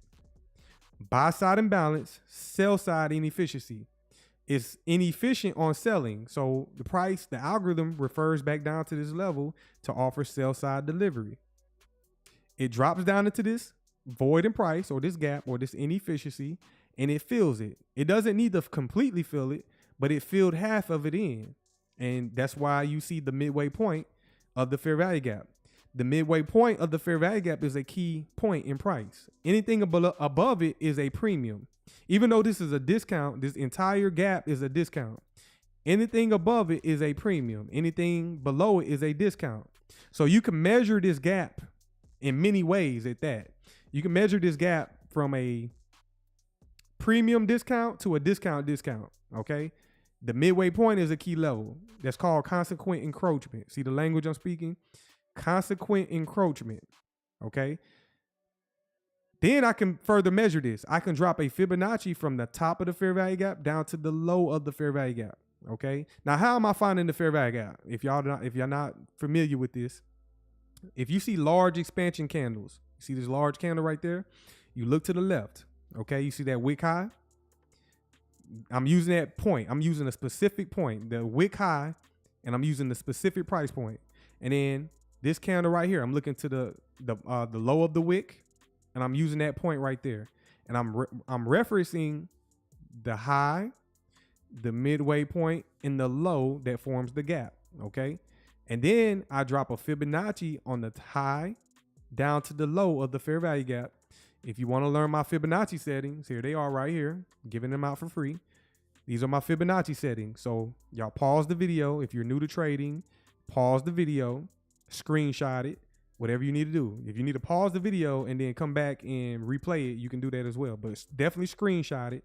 If you ever use a Fibonacci tool, I don't have all my settings selected. Okay, I don't need them all selected right now. I only select them for what I'm using it for. And this isn't a trainer on Fibonacci. I'm just giving you my settings. And then later along the line, maybe in the Discord, we explain the Patreon in the Discord, we explain what the Fibonacci do or does. So go ahead, screenshot this, and then you can go into your settings on TradingView and you can fill in the inputs for the settings. Okay. Okay, so with this fair value gap, we can further measure the fair value gap and get more specific price points. For example, we got the upper quadrant, which is the 0.75 level. That's the upper quadrant. So we got the high, and drop this down in your notes. We got the high of the fair value gap. We got the upper quadrant. We got the midway point, which is equilibrium / consequent encroachment. We got the lower quadrant, which is the 0.25 level, and we got the bottom of the fair value gap. Each one of these levels give you a price point. Each one of these levels give you specific pricing at that. I'm talking about pinpoint accuracy. So anytime the price drops down into this gap to offer sell side delivery to make this gap efficient, that's the institutions offering you a buying opportunity. Well, them, not y'all. Y'all not supposed to know about this. How do I know about this? Well, a black box was delivered to me. No, I'm bullshitting. I had a mentor of 30 plus years, okay? A mentor of 30 plus years who taught me how to do this. So I'm nobody special.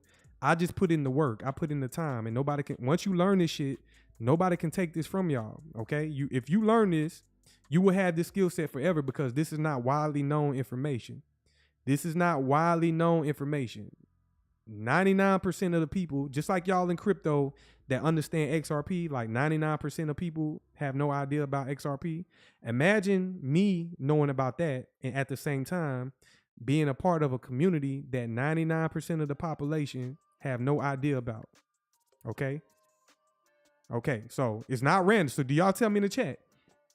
Y'all tell me in the chat, is it random how price breaks out and then retraces back down inside of this void to offer a discounted opportunity so you can pull the trigger at a discount because you only want to be a buyer when price goes down, okay? You only want to purchase something when price goes down. You don't want to be purchasing, for example, when price is moving higher. You're going to look like a fool because you don't know what you're working with. You don't know what, these markets are not a game. I hope this is not a game for y'all. These markets are serious. You can really get fucked up out here. You know what I'm saying? Excuse my language for the kids and ladies in here.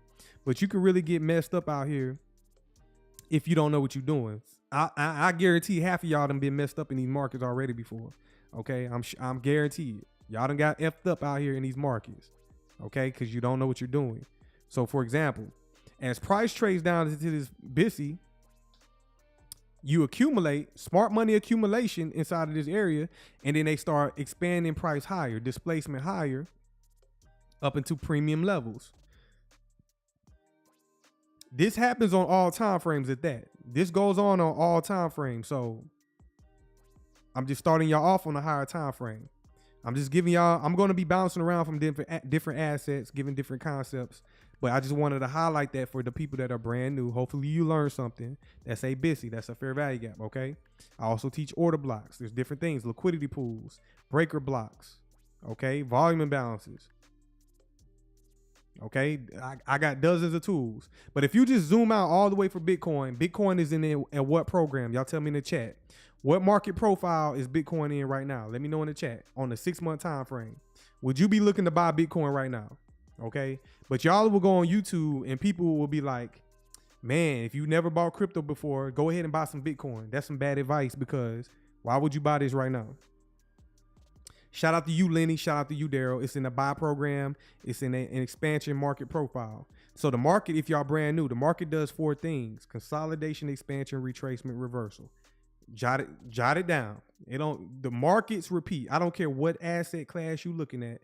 I don't care if you're looking at the bonds, the treasuries, the currencies, the dollar, the euro, the pound. I don't care if you're looking at crypto, XRP, Bitcoin, Solana. I don't care if you're looking at meme coins. I don't care if you're looking at gold. I don't care if you're looking at silver. I don't care if you're looking at stocks. I don't care if you're looking at corn. I don't care if you're looking at cattle. These functions repeat in every asset class, every market, okay? Same shit repeats, okay? I could show you this in anything.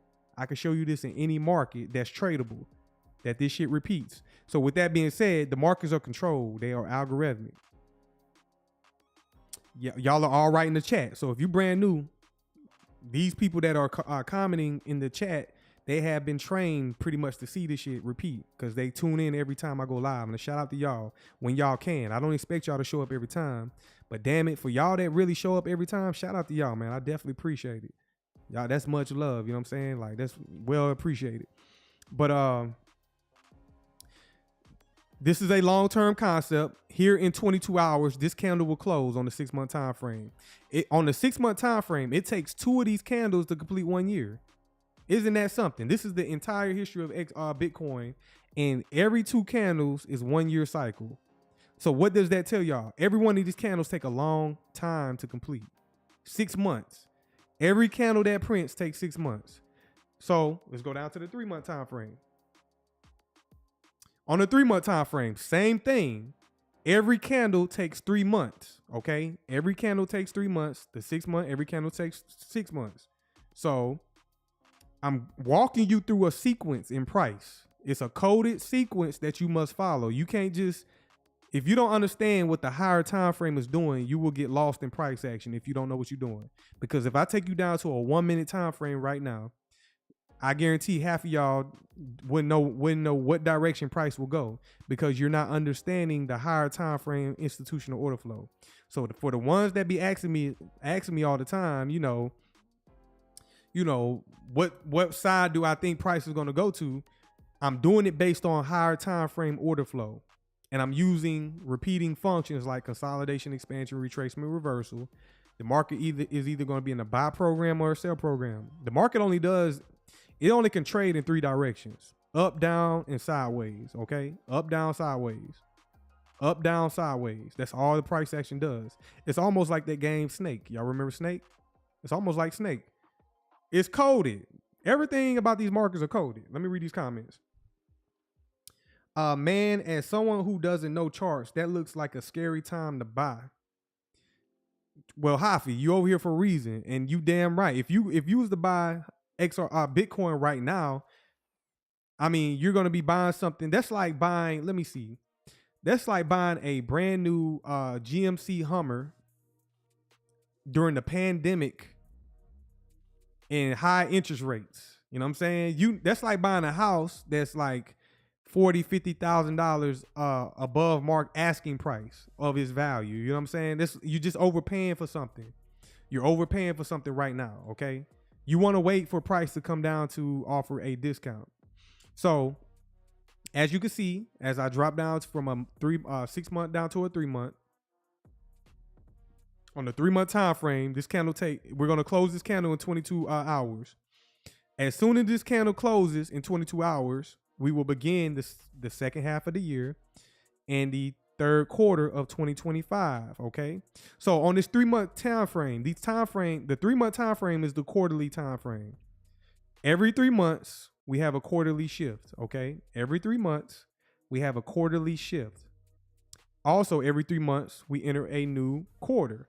Every 3 months, we enter a new season. In the United States, we have 4 seasons: winter, summer, spring, fall. Just like in the markets, winter, summer, spring, fall. We got 4 different quarters. We got 4 quarters. Okay, just like we got 4 seasons. Now, if y'all ever see somebody talking about the moon and the stars and all that, write that bullshit off. That has nothing to do with price action. Trust me. Let me read these comments. Come on, Night Owl. You said have a look at XRP, boss. Are you taking in the information, or are you just demanding of something what you want to see? You know damn well I'm getting to XRP, Night Owl. Come on now. You know I'm coming to XRP. I'm teaching as well. I know you want to see this quick fix, but this is for the people that actually want to learn. And then people be having a problem. They be like, boss, where you at? And I'm out here I'm sitting here teaching as well. So did you take in the information? Or do you want to just sit back and watch? Some of y'all, it's okay. I'm cool with that as well. Some of y'all want to watch me just talk about charts or XRP or whatever y'all want me to talk about. I'm cool with that as well. But come on now. You know I'm going to get to it. Come on. So this is for the people that actually want to learn, okay? So anyway, we got on the 3 month time frame, the same thing repeats as well. The same thing repeats. We got a BTC, buy side imbalance, sell side inefficiency. If you missed it on the 6 month time frame, okay, let's say you missed that on the 6 month time frame. Well, let's go back out to the 6 month. Go back out to the 6 month time frame. You cannot see that inefficiency right here on the 6 month. It's within these candles. Inside of these candles, as you drop down the lower time frames, price is fractal. As you drop down the lower time frames, you start to see more. You start to see price more clearly. So from the 6 month, you can't see the inefficiency. So what I have to do is drop down to the 3 month. And as I drop down to the 3 month time frame, that fair value gap is clear as day on the 3 month. Okay. So, and if you continue to do this, you start to get in sync with price. because you missed it on the 6 month time frame. And then you got to wait for another opportunity because you don't want to chase price. You do not want to chase those candles. You see, you know what I'm saying? As this price breaks out like that, you don't want to chase buying up. You want to chase when price opens right here and trades down. Do you think that's random, huh? Do you think that's random at all? I don't think that's random. Trades down into the fair value gap on the 3 month time frame, drops down to the midway point of the fair value gap, smart money accumulation at the fair value gap, and then boom, displacement higher. And now we're currently in the buy program, and there you go again, another one. Like DJ Khaled, another one. Here you go again, another BTC in the form of a buy side imbalance, sell side inefficiency. So you're starting to see the patterns rhyme. You're starting to see these things repeat. This candle opens, it trades down into the fair value gap, smart money accumulation. Again, do you think it's random? Do you think it's random that it trades at the upper quadrant? Let me drop that Fibonacci. Boom. Do you think it's random that price trades down to the 0.75 level right there? You could set a limit order, accumulate, and this goes for any asset class. Accumulation, smart money accumulation, doing boom, expansion higher. We took out last quarter's high, and here in 22 hours, I want to see how we open up. And I'm expecting Bitcoin to start breaking out, okay? I'm expecting Bitcoin to go crazy. Or if it doesn't go crazy, to open up the quarter, we got this order block right here, which is the opening price of that candle. And we got the ghost pool right there. We can trade back down inside of this. So those are more advanced concepts. Sign up for the Patreon. Click the link in the description below. Okay. All right. Let's go over to XRP. Okay. Here we are. Drum roll. Drum roll. Everybody been waiting for XRP. I should make y'all wait to the end of the live stream for XRP, but nah, I'm playing. I'm bullshitting. Let me see. Let me read these comments. What y'all talking about in the comments? Daryl 90Z ZRTA. I forgot the name. Okay, what y'all talking about? What y'all talking about? If y'all just joining, man, I appreciate y'all joining, man. Smash that like button. I appreciate it, man. If you're new to my channel and you just hanging out in the back of the classroom, subscribe. God damn it. Please hit the subscribe button. I'm almost to 1,000 subscribers, so please help me out. All right. After explaining what I showed y'all on Bitcoin, here we are on XRP. Y'all should understand what I explained, so I'm no longer going to speak it up. That's what the Patreon is for. Sign up to the Patreon. So this is a 6 month time frame. We got here in 22 hours. It's clear as day. Okay. It's clear as day. Last week, this candle was black. Okay. This candle right here, the 6 month time frame candle, it was black. It's coming to an end. It's been a very long 6 months. So we have a clear as day buy side imbalance, sell side inefficiency forming on the 6 month time frame for XRP. I already got it highlighted. I already got it calibrated. And I outlined the levels that I want to potentially see. If we do decide to open up and sell off, I got the potential levels that what we want to see. If we sell off, we got a level of $1.61 at the top of the BTC, buy side imbalance, sell side inefficiency, top of the fair value gap. We got the upper quadrant, the 0.75 level at $1.39. So does it need to come down here? Is it guaranteed that it comes down here? No, but the likelihood of it doing so is very high. I'm gonna tell y'all that. Why? Because they didn't offer any selling in here. Remember, I just said price action is algorithmic, and they didn't offer any selling inside of this. Okay, so this potentially needs to be offered some selling. Buy side imbalance, sell side inefficiency. It was lacking inefficiency on sell side delivery. There was no selling going on.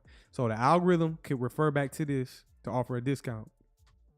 Also, once this candle closes as well, we got some more key levels as well. Y'all in the chat, what is this wick right here? Y'all tell me in the chat, what is that wick right there? I appreciate it, Tyler Jordan. Appreciate it, man. I appreciate it. Y'all tell me in the chat, what's that level right there? There you shout out to you, Lenny. Ghost pool. Yes, Daryl, shout out to you. Day one's in the building. Day one's. Ryan, ghost pool. Lenny, Ghosty. Yes, I like that name, Lenny. Lenny, you different, man. Lenny, I take a liking into you, Lenny. Ghosty. I might have to rename it Ghosty. But no, it's a discount. It's a discount ghost pool, okay? It's a discount. So what you do is you take the Fibonacci, the same Fibonacci that you lay inside the fair value gap.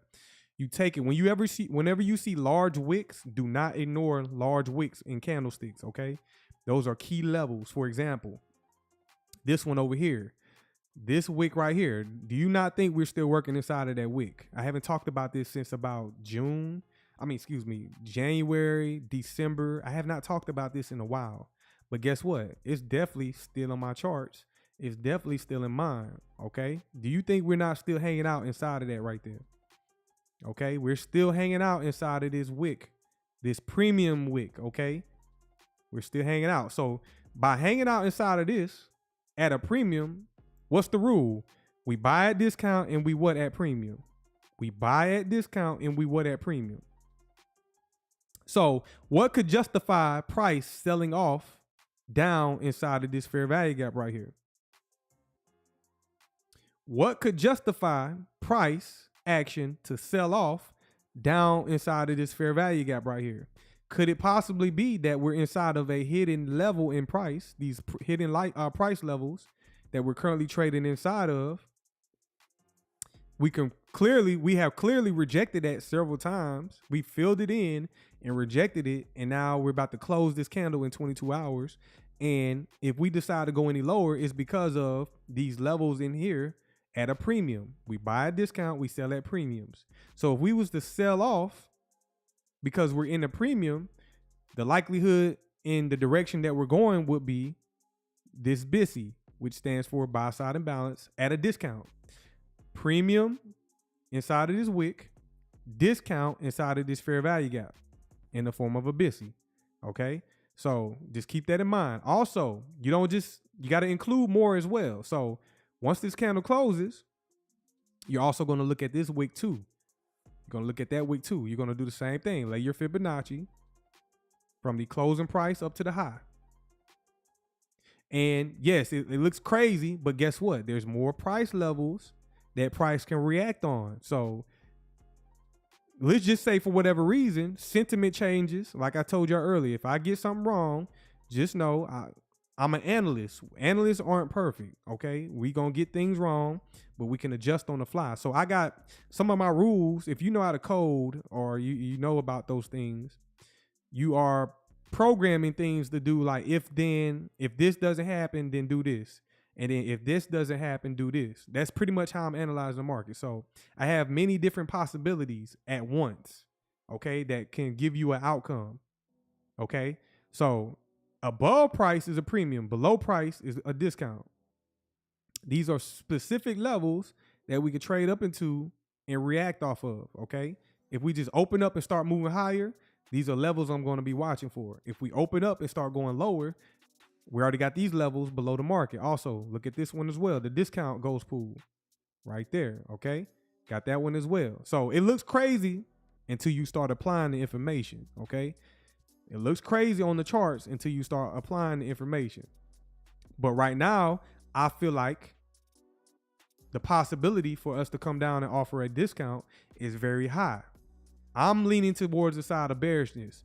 And how do I know that? How do I know that for sure? Or how do I feel confident about that? Well, we have to work our way down to lower time frames. Hafi, you said I'm too noob to say when. I think I'm personally expecting it after fall. Okay, Hafi, that's your thing. That's your honest opinion. From the 6 month time frame, see how much time I took on the 6 month? Now, when I'm doing my personal analysis, I'm not taking as much time, okay? I'm pretty much analyzing on the fly. But when I'm teaching, it takes time. I have not shifted time frames yet, okay? So hopefully y'all are sucking this in and not just hanging out in the back of the classroom. I'm gonna get on to some of y'all in the back of the classroom because y'all not paying attention. I'm gonna put you out my classroom. I got 36 people in the building. Make sure y'all smash that like button, subscribe. I got people coming in and out my classroom. So it went from 36 to 38. Y'all just getting up when y'all want to and leaving. No, I'm gonna lock my damn door. I'm gonna lock my door and make this private. Okay, we're gonna be private for the ones that want to learn. Okay. Yes, y'all talking in the back of the classroom. Y'all disrupting my class now. Don't be disrupting my classroom. Put your glasses on, have your pen, your ink pad. First of all, it's 2025, so have a notepad, an ink pen, and at least have a tablet so that you can follow along and start charting yourself, okay? Y'all should be having a tablet or a desktop, whatever, a device where you can be plotting these same tools that I'm showing you in real time. Y'all, you really should be doing. For the people that are astute, that's what you should be doing, okay? Do I have to pull out my notebook?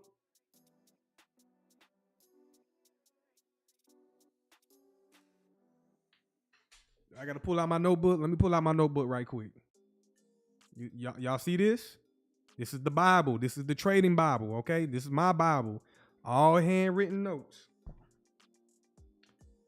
All handwritten notes. Y'all see that? I refer to this all the time when I need a refresher. That's how serious y'all got to be about this if y'all want to learn this, okay? So definitely pay attention in the back of my classroom, okay? Be paying attention. And stop disrupting my class before I put you out now, okay? No, I'm bullshitting. But from the 6-month time frame, let's go ahead and go down to the 3-month time frame. Who's seen Lean on Me? Lean on Me. I'm trying to be Dr. Clark on Lean on Me. Okay, I'm gonna be Dr. Clark. That's gonna be me as I get older. Professor Clark. Okay, that's gonna be me. I ain't playing no games. Okay, you smoke crack, don't you? Okay, but this is a 3-month time frame. We got a 3-month fair value gap that we are currently traded from. So you want to start blending all these gaps together. You start from a higher time frame. You find PD arrays, which stand for premium discount arrays. You want to find these PD arrays, okay? And then you start working your way down each time frame. So this is study and practice for y'all. Every time frame start on a 6-month. Find fair value gaps, find liquidity pools, find order blocks. Those are really 3 that you only need, okay?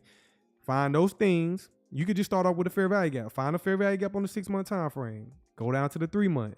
Find a fair value gap on the 3-month. Go down from the 3-month to the 1-month. Find another fair value gap. And then work your way all the way down to the daily time frame. So from the 6-month, 3-month, monthly, weekly, daily. Work your way all the way down. And you will start to see things confluencing. So this orange highlighted area is a 3-month fair value gap, okay? We already traded down into that. Y'all see me call that. Shout out to y'all if y'all see me call that a month ahead of time. Just like I've been calling for this 6-month fair value gap for about 2 months, okay? Been calling for that discount for about 2 months.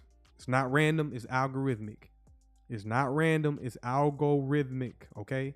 So I've been calling for this for a very long time for us to trade off.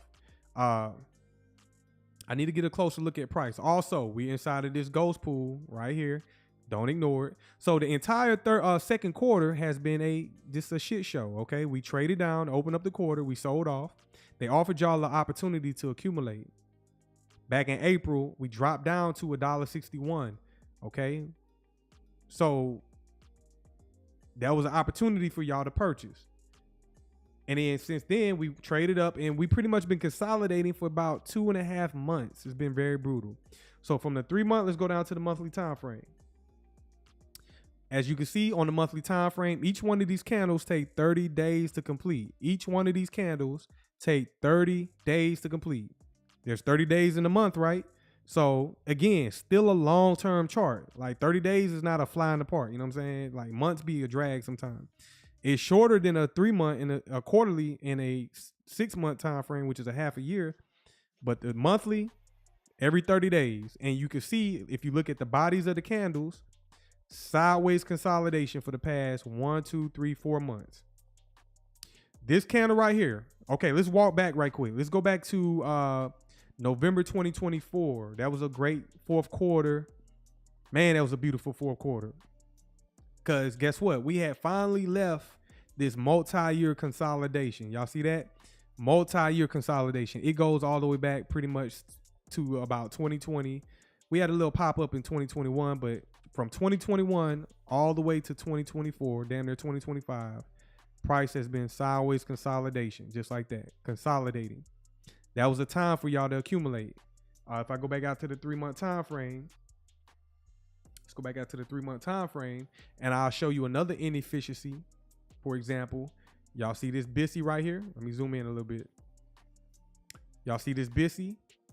Buy side imbalance, sell side inefficiency. Let me highlight that right quick. I'm gonna take the low of this, the high of this candle, the wick high of that candle, and then I'm gonna drag it up to that wick low of that candle. That forms the fair value gap. Boom. And I'm gonna drag it out all the way to the right of my chart. Just like that. And you can see for multi-years, several years, I'm gonna go back down to the monthly. You can see for several years, price has been referring to this level, okay? For several years, okay? You don't want to be a buyer when price was up here. A lot of y'all chased that. I remember too. I remember people was chasing. XRP went up to about, let me see. XRP went up to $1.96 and people was chasing that, getting caught up at $1.90. People bought that and then boom, price traded lower. And people was either forced to sell it or hold it for all these years. You got caught up in chasing. That's what I mean by hurting yourself. You want to be a buyer as price goes down to certain levels. And guess where most of my purchasing for XRP was taking place? I'm talking about like slapping it in the face. You know what I'm saying? Exchanges got tired of me. I was purchasing all inside of this range right here. Okay. Oh shit. Let me go back out to the 3 month. Let me recalibrate this. Boom, right there. So I'm gonna go back out to the monthly. So yeah, guess who was purchasing all down here? I'm talking about like unloading the dump truck, backing the dump truck up, making heavy purchases. And at the same time, I was only purchasing like 3 or 4 times per year, okay? This consolidation lasted for 1 entire year up until 2023. I was only making like heavy purchases 3 or 4 times that year. Okay, heavy purchases at discount.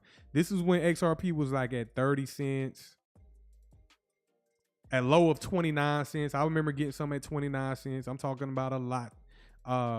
34 cents, making highs of about 55 cents. Y'all remember the whole 55 cent, 50 cent XRP that lasted? It was like, man, we can never break out of this 50 cent XRP, man. It's going to, if XRP doesn't do anything else, it's going to trade at 50 cents. Y'all remember that? But guess what? We no longer there. We eventually, well, smart money institutions was offering this at a discount for so long. And eventually we left that in November 2024. Boom, expansion higher. Market maker buy program. So we leave the discount and we trade up and we start taking out buy side liquidity pools. Okay. Pending orders above the market. Smart money left these orders above the market strategically for a reason. So we took out that high right there. That was an old high from April 2021. And then we took out this high right here, which was the previous all-time high as of January of this year. Okay. That was the previous all-time high, which was $3.31. So back in the 4th quarter of 2024, November, we broke out finally, started attacking old highs, which was where the orders are in the market. Okay. And we went up and took out the all-time high. So do y'all think it's random? How many times I got to say this? Do y'all think it's random that we trade up to the old all-time high and then price just breaks down and sell off? How many times I got to show y'all that? Why would it do that? That's because large institutions that have billions of dollars, millions of dollars, billions of dollars, they're able to accumulate this asset and then push it higher and make all those profits, okay? Make all those profits. So y'all, I'm sure y'all, a lot of y'all seen on X, which I don't do social media, but I used to see them, those channels that talk about, oh, this entity purchased 300 billion XRP. This entity purchased 20 billion XRP. Y'all was seeing that. So nope, retail can't do that. That's all smart money institutions. And they was doing that back in 2020, 2022, 2023. And they held those positions up to the all-time high. And they're able, you're not able to do this. I'm not able to do this because we simply can't afford that much. Every time we buy back in at a higher price, that's less XRP we're able to purchase because we're not billionaires. We can't do what they do. But they're able to buy at a discount and then send it higher and sell it at a premium. And then what is happening now? What you think they're doing now? They're getting ready to purchase it back at a discount, right? Purchase it back at a discount and then send it back higher. Okay? They buy at discount, they sell at premiums. You want to be a buyer when price goes down. You want to be a seller when price goes up. So there's definitely a narrative behind price. Let me read some of these comments.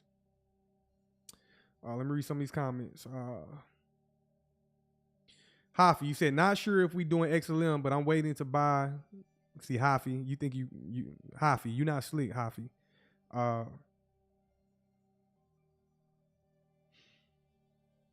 Hafi, you said, I've been following you, your charting when I can since about December. I appreciate it, Hafi, though. I appreciate it. Wish I could do more, but it's hard with kids and work. That's life, Hafi. But you don't think I got a kid, Hafi? You don't think I got, well, I don't have kids. I got a kid. But family, life gonna happen, but you gotta make time. See, those are the excuses I'll be hearing about. Now I understand, but if you really want it, Hafi, you gonna go get it. If you really want it, you gonna go get it. And that's what I had to do. I sacrificed everything for this. You know what I'm saying? Not everything, I can't say that, but I sacrificed a lot of time. I sacrificed my social life. I sacrificed habits, bad habits I used to do.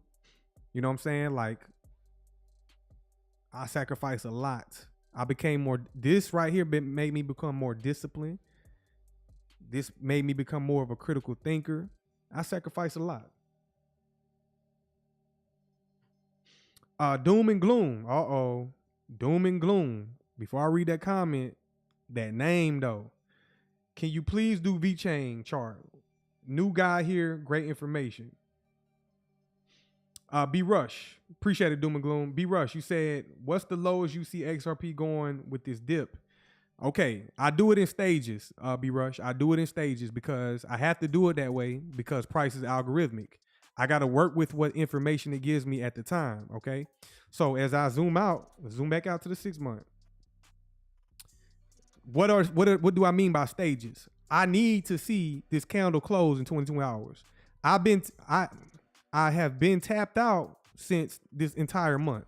The entire month of June, I already seen how we was gonna close the third quarter. So I said there's nothing else for me to do until I see this candle close in 22 hours. So I pretty much been sitting back, and ever since then, nothing has been happening with price, as we can see. We know that. Well, I already knew that based on go down to the 3 month time frame or the monthly. Let's go back down to the monthly time frame.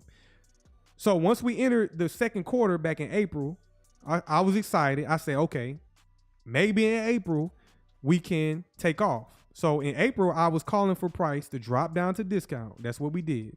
As we dropped down to discount, we took out sell side liquidity, which is old lows, and we traded down inside of a 3 month fair value gap, just like that. You see that? I called that a month in advance. Okay, that was one stage. I seen that. Now I had other stages within that as well. I said, hey, can we trade any lower inside of this orange highlighted area? That's gonna remain bearish. I was anticipating that, but it didn't do that. So what happened?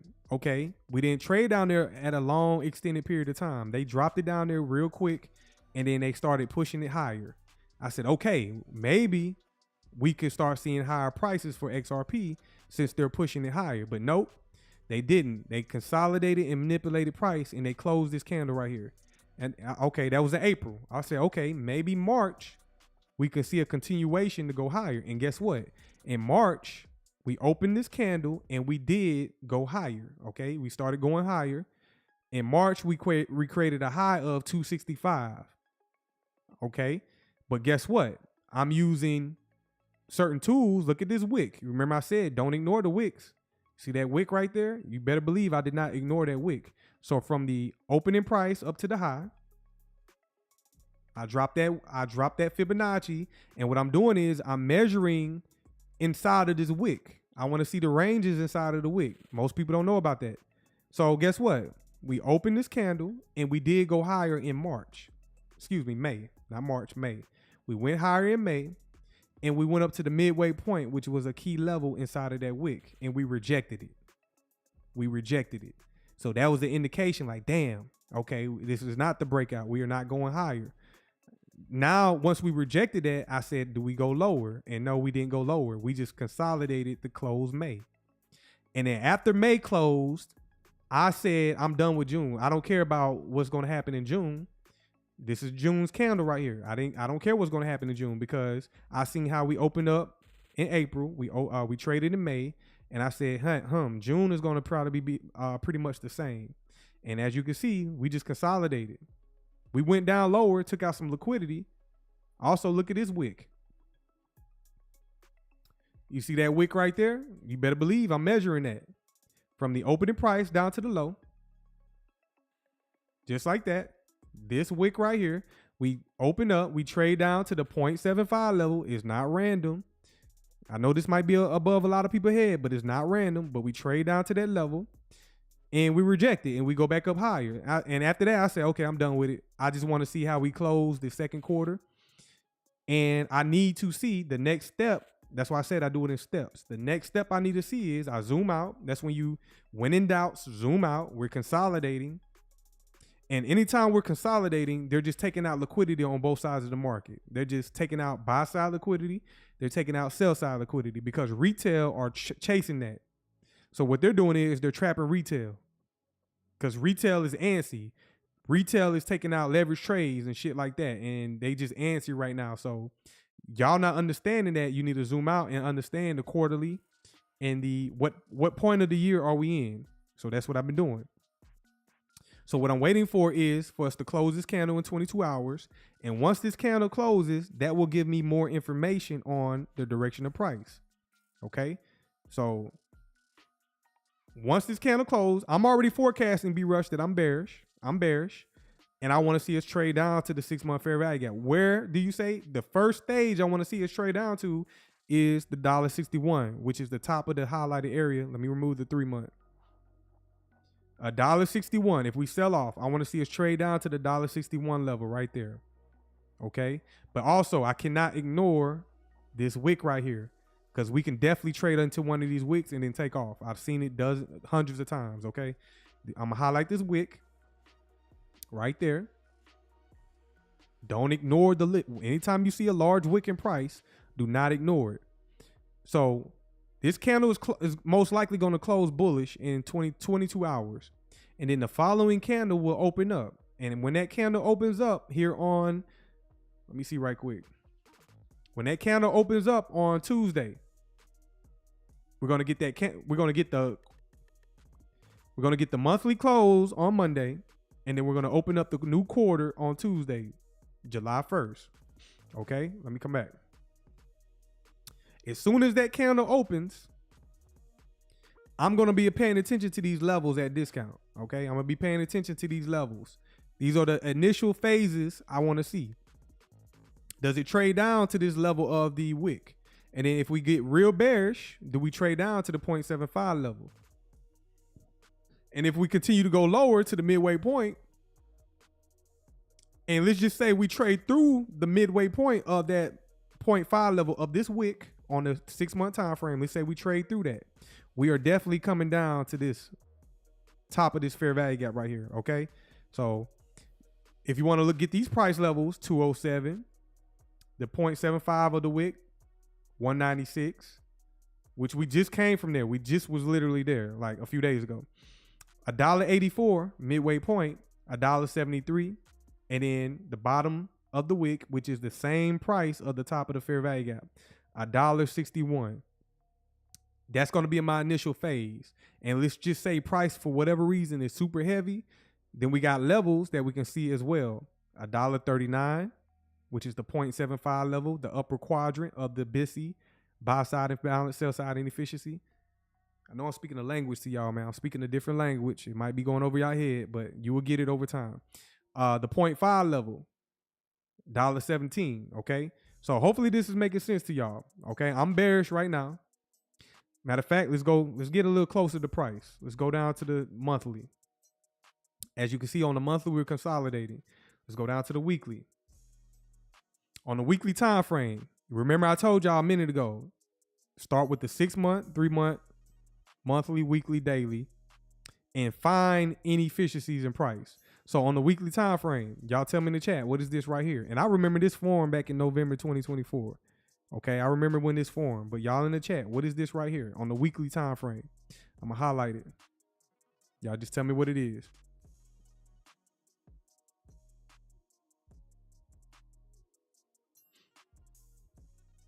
Hafi, you said leverage is scary for me. Same for shorts and longs. I guess that's holding me back from trying.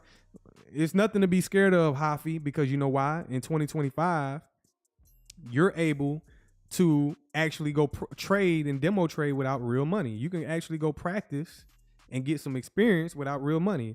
When I first learned how to trade, I did not put real money into the market for 2 years, okay? Imagine trading and learning this shit without taking a single trade for 2 years. I demo trade for 2 years straight until I get comfortable, and then I was ready, because this shit ain't going nowhere. This is going to be here before me and after you, especially with blockchain. This gonna be here before me. This was here before me, and it's gonna be here after me. These markets are only getting more efficient, more easy to trade. So this is the perfect time to learn this shit right now.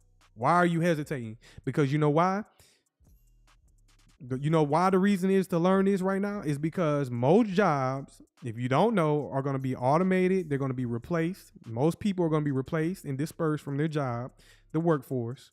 So like my son right now, my son is being homeschooled and he's going to be learning artificial intelligence. It's just going to be crazy. Okay. So we already know. I'm already seeing the shift in all this. You know what I'm saying? If you're in the industry, okay, let me see this in the chat and we're going to continue forward in a minute. Either you know or you don't know. Everybody in the chat, press 1 if you're in an industry that can be potentially replaced by artificial intelligence and robotics. Press 1 in the chat if you're in an industry. Press 2 in the chat if you are not. If your job or your career is not a threat by being replaced. And then if you don't mind, let me know in the chat what industry are y'all in, okay? Tell me in the chat what industry are you currently in, and then you tell me 1 or 2 if your industry, 1 if you're not going to be, if your job is a threat to be replaced, and 2 if your job is not a threat to be replaced. Y'all let me know in the chat. Lenny, you're in the industry that your job is a threat to be replaced. Mark, you also is in the industry that could be replaced. Scott, you're saying you're in an industry that cannot be replaced. Shout out to you. Daryl, replace. Hafi, you said, yeah, I work from automation in IT. I write in the code to make myself redundant. That's what I understand. The people that's in IT, shout out to people that's in IT. Y'all are some smart people. Y'all are some highly intelligent people. And they are getting y'all, because they're giving y'all high salaries, and they allowing y'all to write code for them to replace you. That is crazy to me. Y'all need to fight back. Fight back, goddammit. We got a lot of people saying their industry. Okay, y'all, if you don't mind, tell me what industry, because you might not be aware that you might be replaced, because hey, they are going after every industry. B Rush, you said 1 and 2 on I'm a level above 1 at advanced tech support for fiber connections and IP centric phones. Yeah, they still gonna need some support people for sure.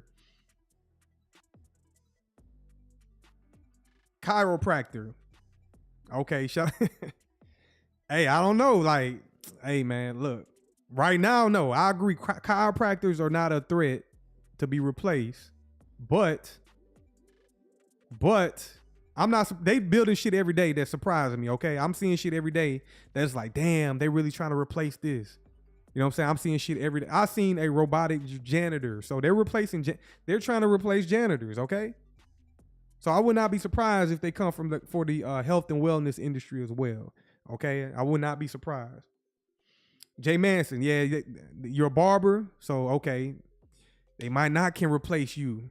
Then again, they might can, because I'm seeing shit every day. You eventually one day you're gonna be able to go to a kiosk and be like, yeah, I want a high top fade, or I want a Caesar, you know what I'm saying, or I want some whatever haircut you want, and the damn robot, because it's automated and it knows pinpoint accuracy how to get your line up and your shape up together, it just might replace you. I would not be surprised. I would not be surprised. Somebody said those robots are going to crack backs. I'm telling you. Look, they already got robotic surgeons. You know what I'm saying? They already got robots that are performing surgery. So what makes you think they possibly might not come for your industry? Okay? I've seen the robots going into people doing surgery. I've seen it.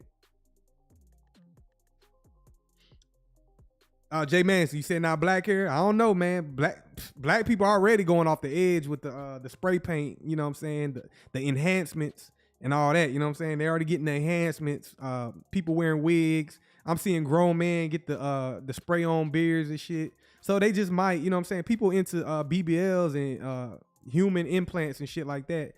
I would not be surprised, you know what I'm saying? They trying to merge people with machines. Tyler, you said those hands can't be replaced, plus the human touch and connection. I be trying to tell them women that like to get those sexual toys as well, man. Like, how is that replacing, you know what I'm saying? How is that actually replacing what humans can do? You know what I'm saying? What men can do. Y'all buying these toys and shit. How can that actually replace? But let's get back on topic, y'all. Let's get back on topic. I ain't gonna diverge too far. So this is the weekly time frame. This is the weekly time frame. This is the last week. I'm not concerned about this week right here. I'm not concerned about this week right here because this is a off week. This is an off week. So me as a trader, to be honest, I'm not for my people in the Patreon, but for me as a trader, I normally take off a week like this because it's a weird month. It's a weird week in the market because the month ends on a Monday, and then the rest of the week we have high impact news. They normally do this to get all the news out the way. Let's go ahead and forecast into next week after the 4th. So on June 6th, this will be for me, this will be the official week in the market for July. This will be the first week of July for me. And on this week, we got a light week this week. This is going to be an exciting week because we got a mix of high impact news and we got a lot of open days where there's no news. So we can anticipate some market, some price action, but we got a lot of things going on with the crypto regulations and bills. So it's going to be an exciting week, that first week, the 6th through the 12th. And then let's go ahead and forecast to the second week. Now, this week right here, the second week of July, we're going to have some high impact news, a lot of high impact news this week. Let me see. That should be a busy week. Let's go to the third week of July. That should be a interesting week where we could see some good price action in traditional markets, also crypto. And let's go out to the last week of July. The last week of July, you might as well just call it a week because we got non-farm payroll. Oh, this is going to be a heavy manipulated week right here. And I'm sure a lot of things going to be coming out by this time. That's going to be an exciting time as well. The last week of July, it's going to be an exciting time because we got a lot going on. We're going to be getting close to August, and you already know them bills going to be they're going to be getting close to down to Trump. And you know, every day things are speeding up. Every day things are speeding up faster and faster. But we got a busy week that week. So I'm going to not be participating that week personally on my personal accounts and whatnot. We're just going to sit back and watch that one through right here. This is going to be a heavy week. We got unemployment, interest rates announcements on the 30th. Interest rates announcements on the 30th of July. So what are they going to do? Are they going to cut them or are they going to raise them? Pause them again. And then let me go ahead and sneak peek out to August. The first week of August. That first week of August, no news. Not a lot of news. So August should be very interesting. Okay? And from now to August, make sure y'all touching grass. Y'all enjoying y'all time. Come back to XRP. Tyler Jordan, I'm buying the beginner course tomorrow. It left my ass out. Appreciate it, Tyler. Appreciate it, man. You better believe you're going to get some insight. You know what I'm saying? You can just ask people that's already in here. And also, for the people that buy my courses, my live streams are also courses as well. So hopefully, every time I go live, it's educational. And hopefully, you're taking in the concepts instead of thumbing your fingers back in the back of the classroom. Every time I go live, you should be taking bits and pieces. A lot of y'all have. Some of y'all have already, to where y'all haven't purchased anything from my Patreon. Got people in here that's watching my live streams, been here since day one, and they learning every time. So every time I go live, of course I got to make it entertainment. So don't hate on me for making this entertaining sometimes. Because sometimes I got trolls coming here and they just want me to do what the hell they want. That's not going to happen, okay? I got to have a balance. This is my hobby. So it's okay for us to sometimes talk about different shit. It's okay for us to also talk about price action. You know what I'm saying? But I specialize in price action. If y'all don't know, that's what I do. I'm an analyst and I'm a specialist, okay? So I can be very dangerous at times when it comes to, when I'm really locked in, I'm very dangerous. I'm not bragging. I just know the time that I put in to learn this, okay? I put in a lot of time, you know what I'm saying? Blood, not blood, sweat, and tears, but definitely sweat and definitely tears into this shit, okay? Definitely sweat, definitely tears, definitely stress, definitely sacrificing family, sacrificing social life, sacrificing, giving up alcohol, giving up smoking weed, all that shit. I give up all that shit, okay? I don't do none of that. I need to be 100% on my game to get this money, okay? So took a lot of sacrifice. So this is a weekly time frame. If you don't know, every candle on the weekly time frames takes 7 days to complete. So to put it like this, when you're on a weekly time frame, inside of every candle is 7 days, 7 daily candles. Take that down in your notes. Inside of every weekly candle is 7 daily candles. So we have to get through 7 days of trading for these candles to complete. In other words. And if we look at the bodies of the candles for the past couple weeks, they're not large at all. They've been real tight, very choppy. Real tight, very choppy. Shout out to you, Hafi, 7 months sober. How many years? I'm about 3 years sober. And when I say so, I've never been no addict. Don't get it twisted. But I understand, like, you know what I'm saying? Like, this is my thing with the substances. I don't judge nobody. Shout out to you if you do your thing. But this is what I learned. I study business people. I study successful people. Y'all know about Floyd Mayweather, right? Motherfucker don't drink, don't smoke, and he's on top of his game. And then y'all know about Adrian Broner, right? He was like a mentor of Floyd Mayweather. Y'all know these people.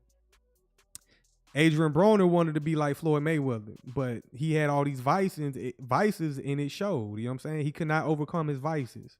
So I say that to say the most successful people, they don't do nothing. They are in flow state naturally. I feel like it's best to just be natural, okay? Now you got some people like Elon Musk, they do shrooms and acid and shit like that, but you got some people that do like natural things and they get on like mushrooms and stuff like that. They get on their natural level, but to me, I operate best when I'm sober, okay? I operate best when I'm sober. And if you want to be a trader, you need to be sober-minded. You don't need nothing that's going to delay you. You got to be quick on your feet. You got to be ready to go. B Rush, you said 50 don't drink and none of that neither. Yes, 50, people like 50 Cent. Just look at people. I find people that don't do nothing. It'd be amazing me, like grown men be like, yeah, I ain't never did nothing. See, I grew up in the 90s, okay? I watched movies like Friday. I never did any substances my whole entire high school. I didn't do nothing until I got to college, okay? I was wet behind the ears. I never drank nothing, never smoked nothing. But when I went to college, of course, you're going to have some fun. And you're going to be influenced by your peers. And yeah, you're gonna pick up some habits that, you know, it is what it is. But then I figured out myself very quickly, like, nah, I operate best when I'm sober. Everybody's different, okay? Everybody can't be Snoop Dogg. You know what I'm saying? I do not know how Snoop Dogg and Wiz Khalifa, those people, they successful as hell, but I don't understand how they function on the day-to-day. Ain't no way. Snoop Dogg is everywhere. He's going to be everywhere. He's on all kind of shows. He's going to be around the world. Ain't too many people can be Snoop Dogg. Okay? Not too many people can be Snoop Dogg. But let me go ahead and get through this.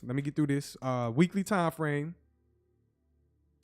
As you can see, this is a BTC, a weekly fair value gap. Now look how it confluences with the 3 month and the 6 month.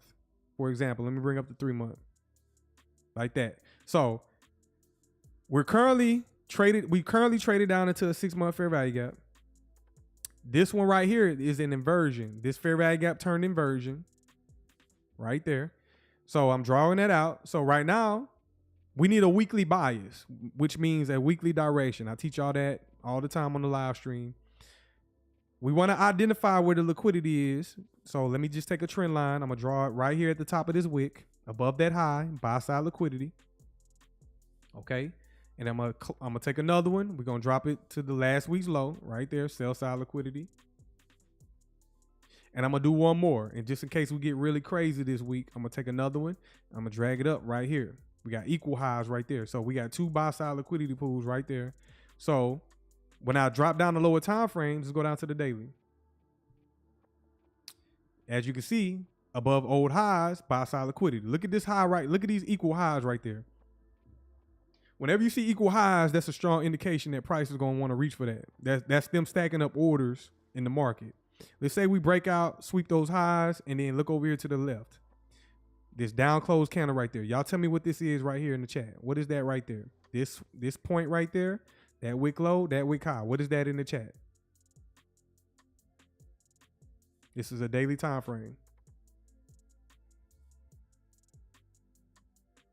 There you go. It's a SIBI. Sell side imbalance, buy side inefficiency, okay?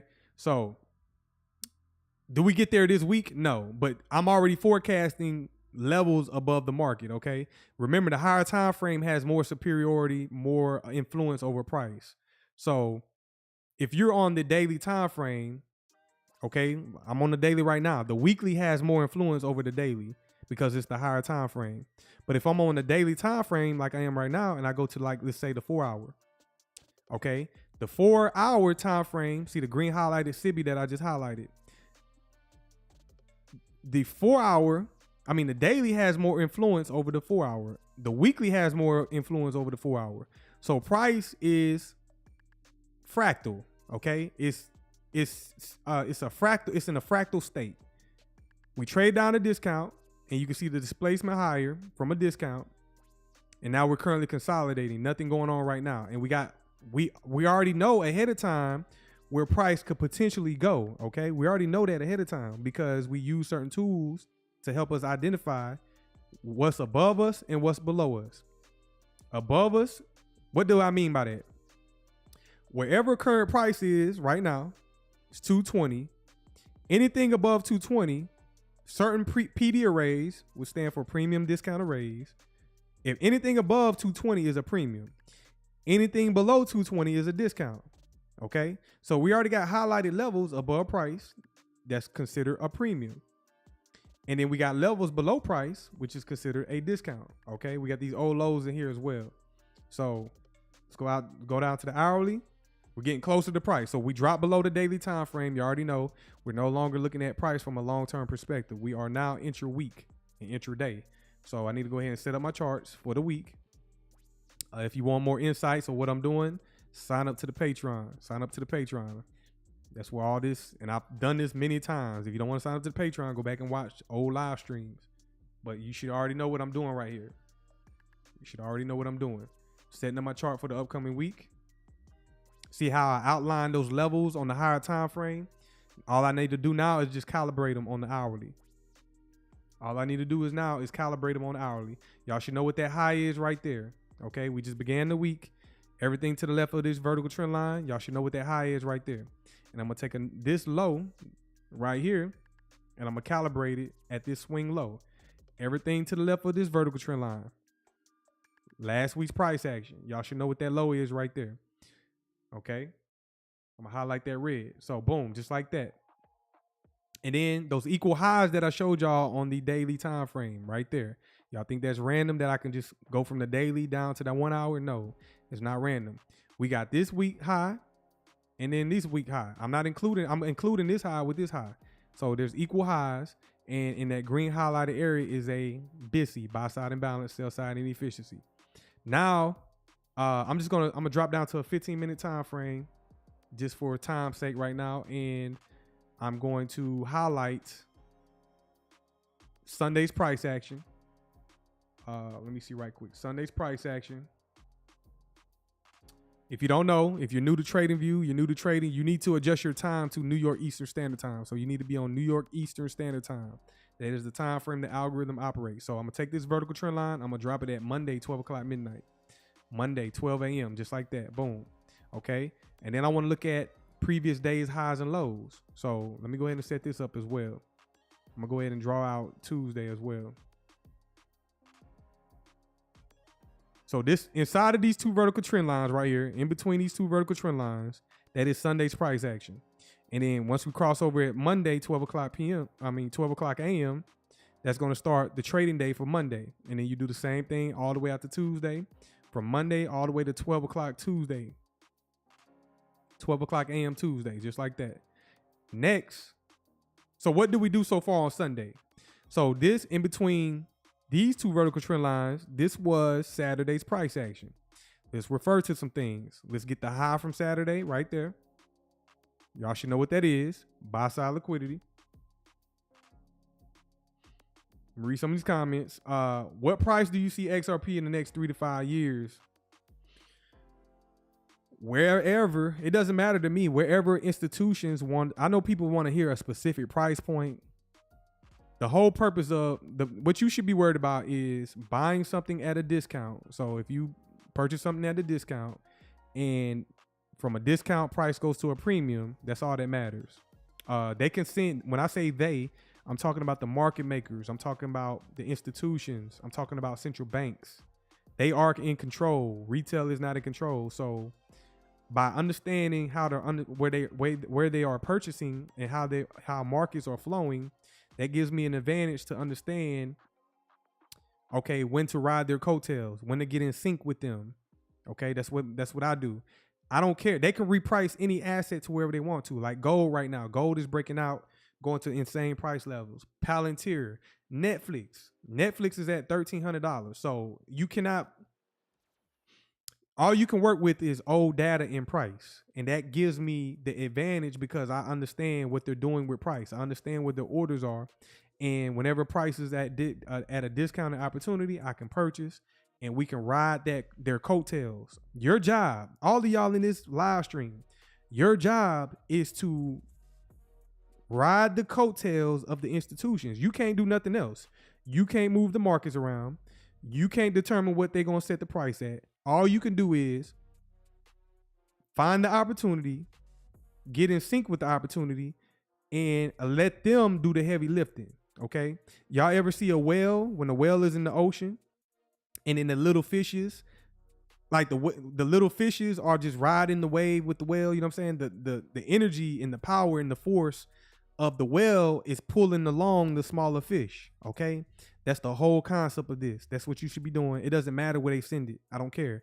You know why it don't matter with me for XRP? Because I've been purchasing at 20 cents, those levels. So now we at 220. Yes, we want to see further appreciation. That's going to come, but it don't matter to me because if I wanted to sell right now, I did well, okay? Am I going to sell right now? No. But if I wanted to sell right now in XRP, I did well, okay? I could be content with it. I can go make some major purchases right now with XRP if I was to sell. But I know the greater scheme of these things. So we trying to see Bitcoin numbers, okay? If you're in XRP, you want to see Bitcoin numbers. No ifs, ands, buts about it. And only institutions can do that, okay? You said that you got the little fishies that eat the leftovers of the whales, which is what we doing for sure, for sure. Hell yeah. I can't say 10K plus. Barry. No, right now, I don't have, let me see how I can say this. Do I have an exit strategy for XRP? We all have an exit strategy, okay? Yes, eventually, yes. But it comes, we don't know what this market looks like. We already know this technology is revolutionary. Me personally is passing this down, passing this down for generations. If y'all don't know, y'all should know this is a part of the internet. You know what I'm saying? These protocols are part of the internet. So that alone should make you understand the value in these digital assets. Okay. That alone should make you understand the value. So what's my exit strategy? I have none right now, okay? I don't have none. You know why I don't have none? Because here in a few hours, I'm not pressed for money. You know what I'm saying? I'm not pressed for money because I have the skill set. This is the NASDAQ, by the way. This is the NASDAQ. I don't need to be pressed for money because I can just go trade other markets if I need money, if I need cash, I can just trade other markets for cash, okay? Cash ain't no concern. If I have an asset, why not just let your asset continue to go up in value? So I'm not the average person when it comes to, oh, are you going to sell your asset? Are you going to get out of it? No, I'm not average because I'm a trader. If you don't know, I'm a trader. I'm a trader first. I trade first, then invest, okay? So essentially, I'm a money manager. I'm managing my own capital. I think of myself like a small BlackRock. I look up to like companies like BlackRock and Vanguard and shit like that. They are asset managers. Your job, especially if you obtain this skill set, is to become an asset manager, your family's asset manager, your own asset manager. So I see the value in real assets that have utility. No, do you think people are trying to sell gold right now? Let me go pull up gold. This is gold. Let's just zoom out for a minute for gold. This is commodity. Why would you sell a commodity? Unless you strap for money, okay? Why would you sell a commodity? We're talking about things that have real value. This is gold. Look at the entire history of gold. And would you be trying to exit out of that unless you really need cash? Okay. Again, let's look at Bitcoin. Why would you be trying to sell out of Bitcoin right now when you know it potentially could perpetually continue to go higher, okay? It could continue to perpetually go higher. So just zoom out. I could keep going. For example, let me pull something up right quick. So to answer your question, I didn't mean to be long-winded. I want to see this through. To answer your question, I want to see this through. I want to see the full utility of these technologies, okay? I want to see the full potential of these technologies. This is the first time in history things like this have come around, okay? So I just want to, why would I want to, you know what I'm saying? Like, for the people that invested in NVIDIA, let's just look at NVIDIA for a minute. NVIDIA hit the market in 1999, okay? 1999. Why would you be trying to sell out of NVIDIA right now? You know what I'm saying? Like, especially if you're not somebody who's pressed for cash. Now, if you're pressed for cash, then I understand.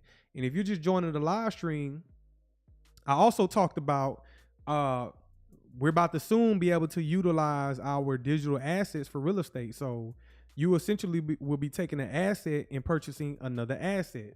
So you don't have to cash out and go to a fiat. You could take your Bitcoin, you could take your XRP and start buying properties.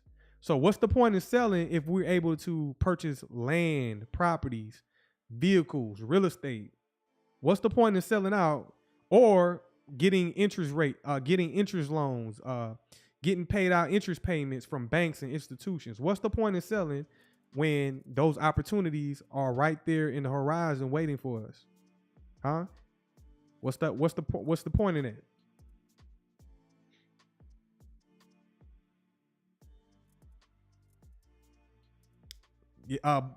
B Rush, you said Balls be putting on the ski mask, go to his PC and rob these institutions of their money legally.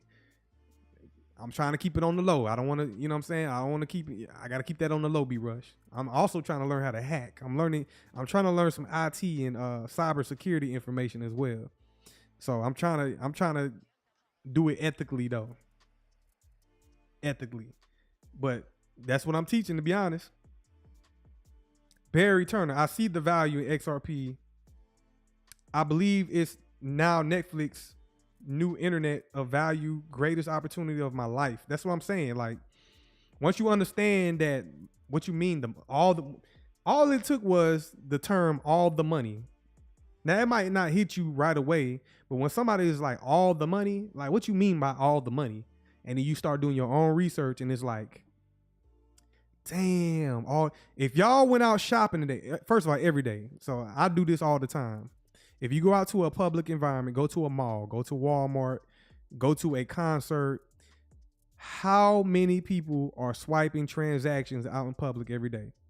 And then once you start realizing, man, people are out here swiping these transactions and all that processing, all that money flowing from one institution to another, how long it's taking to settle, how long it's taking to process and settle.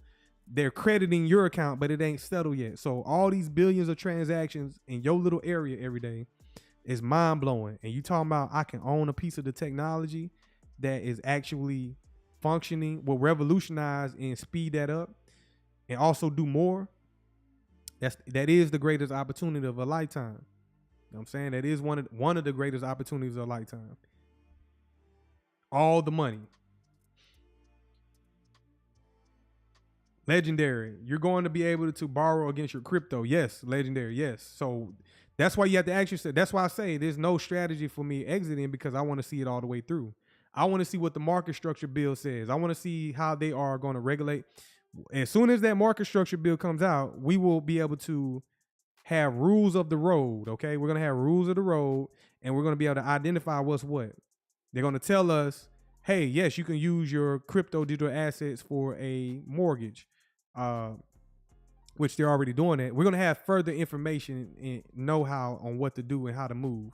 We're going to have more information on institutions taking digital assets. They're going to have more information for us loaning them out, interest rates, payments, percentages, etc. So I have to see all this through. You know what I'm saying? I'm already in this, and I'm already in too deep. So now I have to see the rest of this through. Don't forget about HBAR. Okay, we're going to go through it. I was just looking at XRP. Oh, this is NVIDIA, by the way. So what I was showing y'all was, in this world right now, assets, if you're asset rich, you know what I'm saying? The goal is to get asset rich. Fuck what they talking about. I know a lot of people are asset rich and cash poor, but if you're strapped for cash, you need to be finding other hustles to generate income, okay? A lot of y'all gonna be asset rich without a lot of fiat. And to me, that's the best way to be. I'd rather be asset rich and fiat poor, but that's when, if you're fiat poor, you need to be finding other skill sets, other things to do so that you can generate income, okay? And that's gonna solve the problem of selling, okay? And one of the things I'm teaching on this channel, and one of the things I'm showing y'all, is to learn how to trade, learn how to do technical analysis, actually learn how to trade. If you learn this skill set, and people already know, I done showed it too many times. Just go through my channels, go look at my shorts. If you learn this skill set, you won't need to be strapped for cash. And if you're not strapped for cash, you will not have to sell your assets, okay? You're not gonna have to sell your assets. Be asset rich and figure out the issue of, how am I gonna make money every day? You better start a business. You better start a side hustle. You better learn how to trade. Y'all click the link in the description below for the Patreon if y'all want to learn how to trade, okay? Click the link in the description. Go to the Patreon. Also, I got a signal service coming. For example, this is XRP on a 15-minute time frame. We traded up higher. Let me see right quick. We traded up higher, and smart money took profits at this old high right here. Go down to a 5-minute. We consolidate above that old high. They're taking profits. Market sells off. Do y'all think it's random? We are currently in the Asia session. Asia session begins from 8 o'clock p.m., 12 o'clock midnight. There goes an opportunity to short. Somebody said earlier they were scared to short the market. Ain't nothing to be scared of. I mean, I don't know why, but price goes up. Even investing, y'all taking risks. If you investing and taking risk, why the hell would you be scared to trade? You know what I'm saying? But anyway, we trade up. There goes your selling entry right there. Let's just say this was the XRP futures contract. Every tick is 5 points, okay? Every tick is 5 points. We're also trading down into this right here so far. Boom, just like that. So we're currently trading down into this BTC, buy side imbalance, sell side inefficiency. This is a SIBI, sell side imbalance, buy side inefficiency. So we're trading down right now during Asia. Price is algorithmic. Order flow is bearish. We got sell side liquidity right here. Look how quickly I'm doing this, okay? Learn this skill set. Sell side liquidity. I want to see price reach for that. If we trade through that, next step will be this low right here inside of this BTC right here, okay? Let me highlight that. Buy side imbalance, sell side inefficiency. Also, sell side liquidity right here below that low, okay? Highlight that. Another liquidity pool, okay? And if we get really crazy, we're going to trade down and take out the low of the day right there. That's the low of the day from Sunday. So I like that. Sunday's low. Drag that all the way out to the right to Monday. Tuesday, 12 o'clock midnight. Okay. So that's what we're currently doing. If you want to get even crazier, let's go down to a 1 minute. On a 1 minute time frame, low resistance conditions, low resistance, not high resistance. So y'all should know what that means, right? Money, money, money, money. That's what that means right now. You know what I'm saying? We trading down lower. This is a 1 minute time frame. Look how low resistance price is being. It's not chopping around. It's easily selling off, like cutting butter with a knife. Let's go down to a 15 second. Going even further. So this is that next level shit. If y'all brand new to my channel, this is high frequency trading, okay? So we're on the 15 second time frame. Every one of these candles take 15 seconds. There goes that SIBI right there. Sell side imbalance, buy side inefficiency. We trade up into that right there. We trade up into that SIBI, sell side imbalance, buy side inefficiency. Haven't done this in a while. I'm sure y'all been waiting on this one. Sell up into it. Or trade up into it higher. Boom, just like that. Feel it. Trade through it. Go out right quick. Sometimes you get lost on that 1 minute. So, okay, on the 1 minute, we got a 1 minute SIBI. 1 minute SIBI.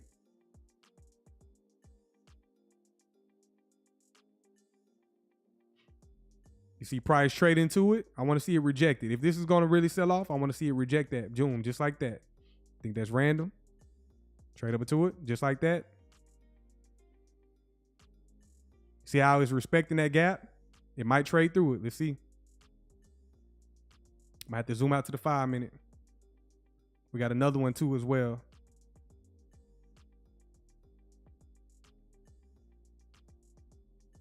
Right here. Y'all see that one right there? We got another one.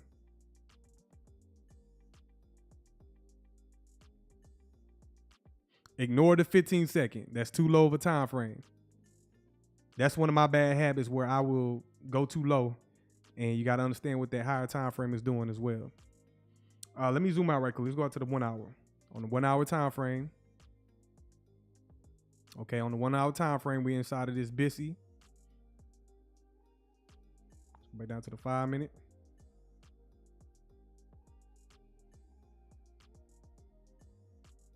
Back down to the 1 minute.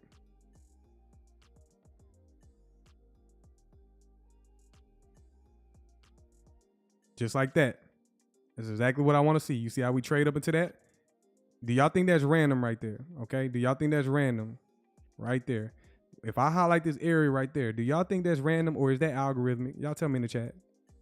If you knew the trading, if you knew the technical analysis, how else, you know what I'm saying? How else would you be able to call that?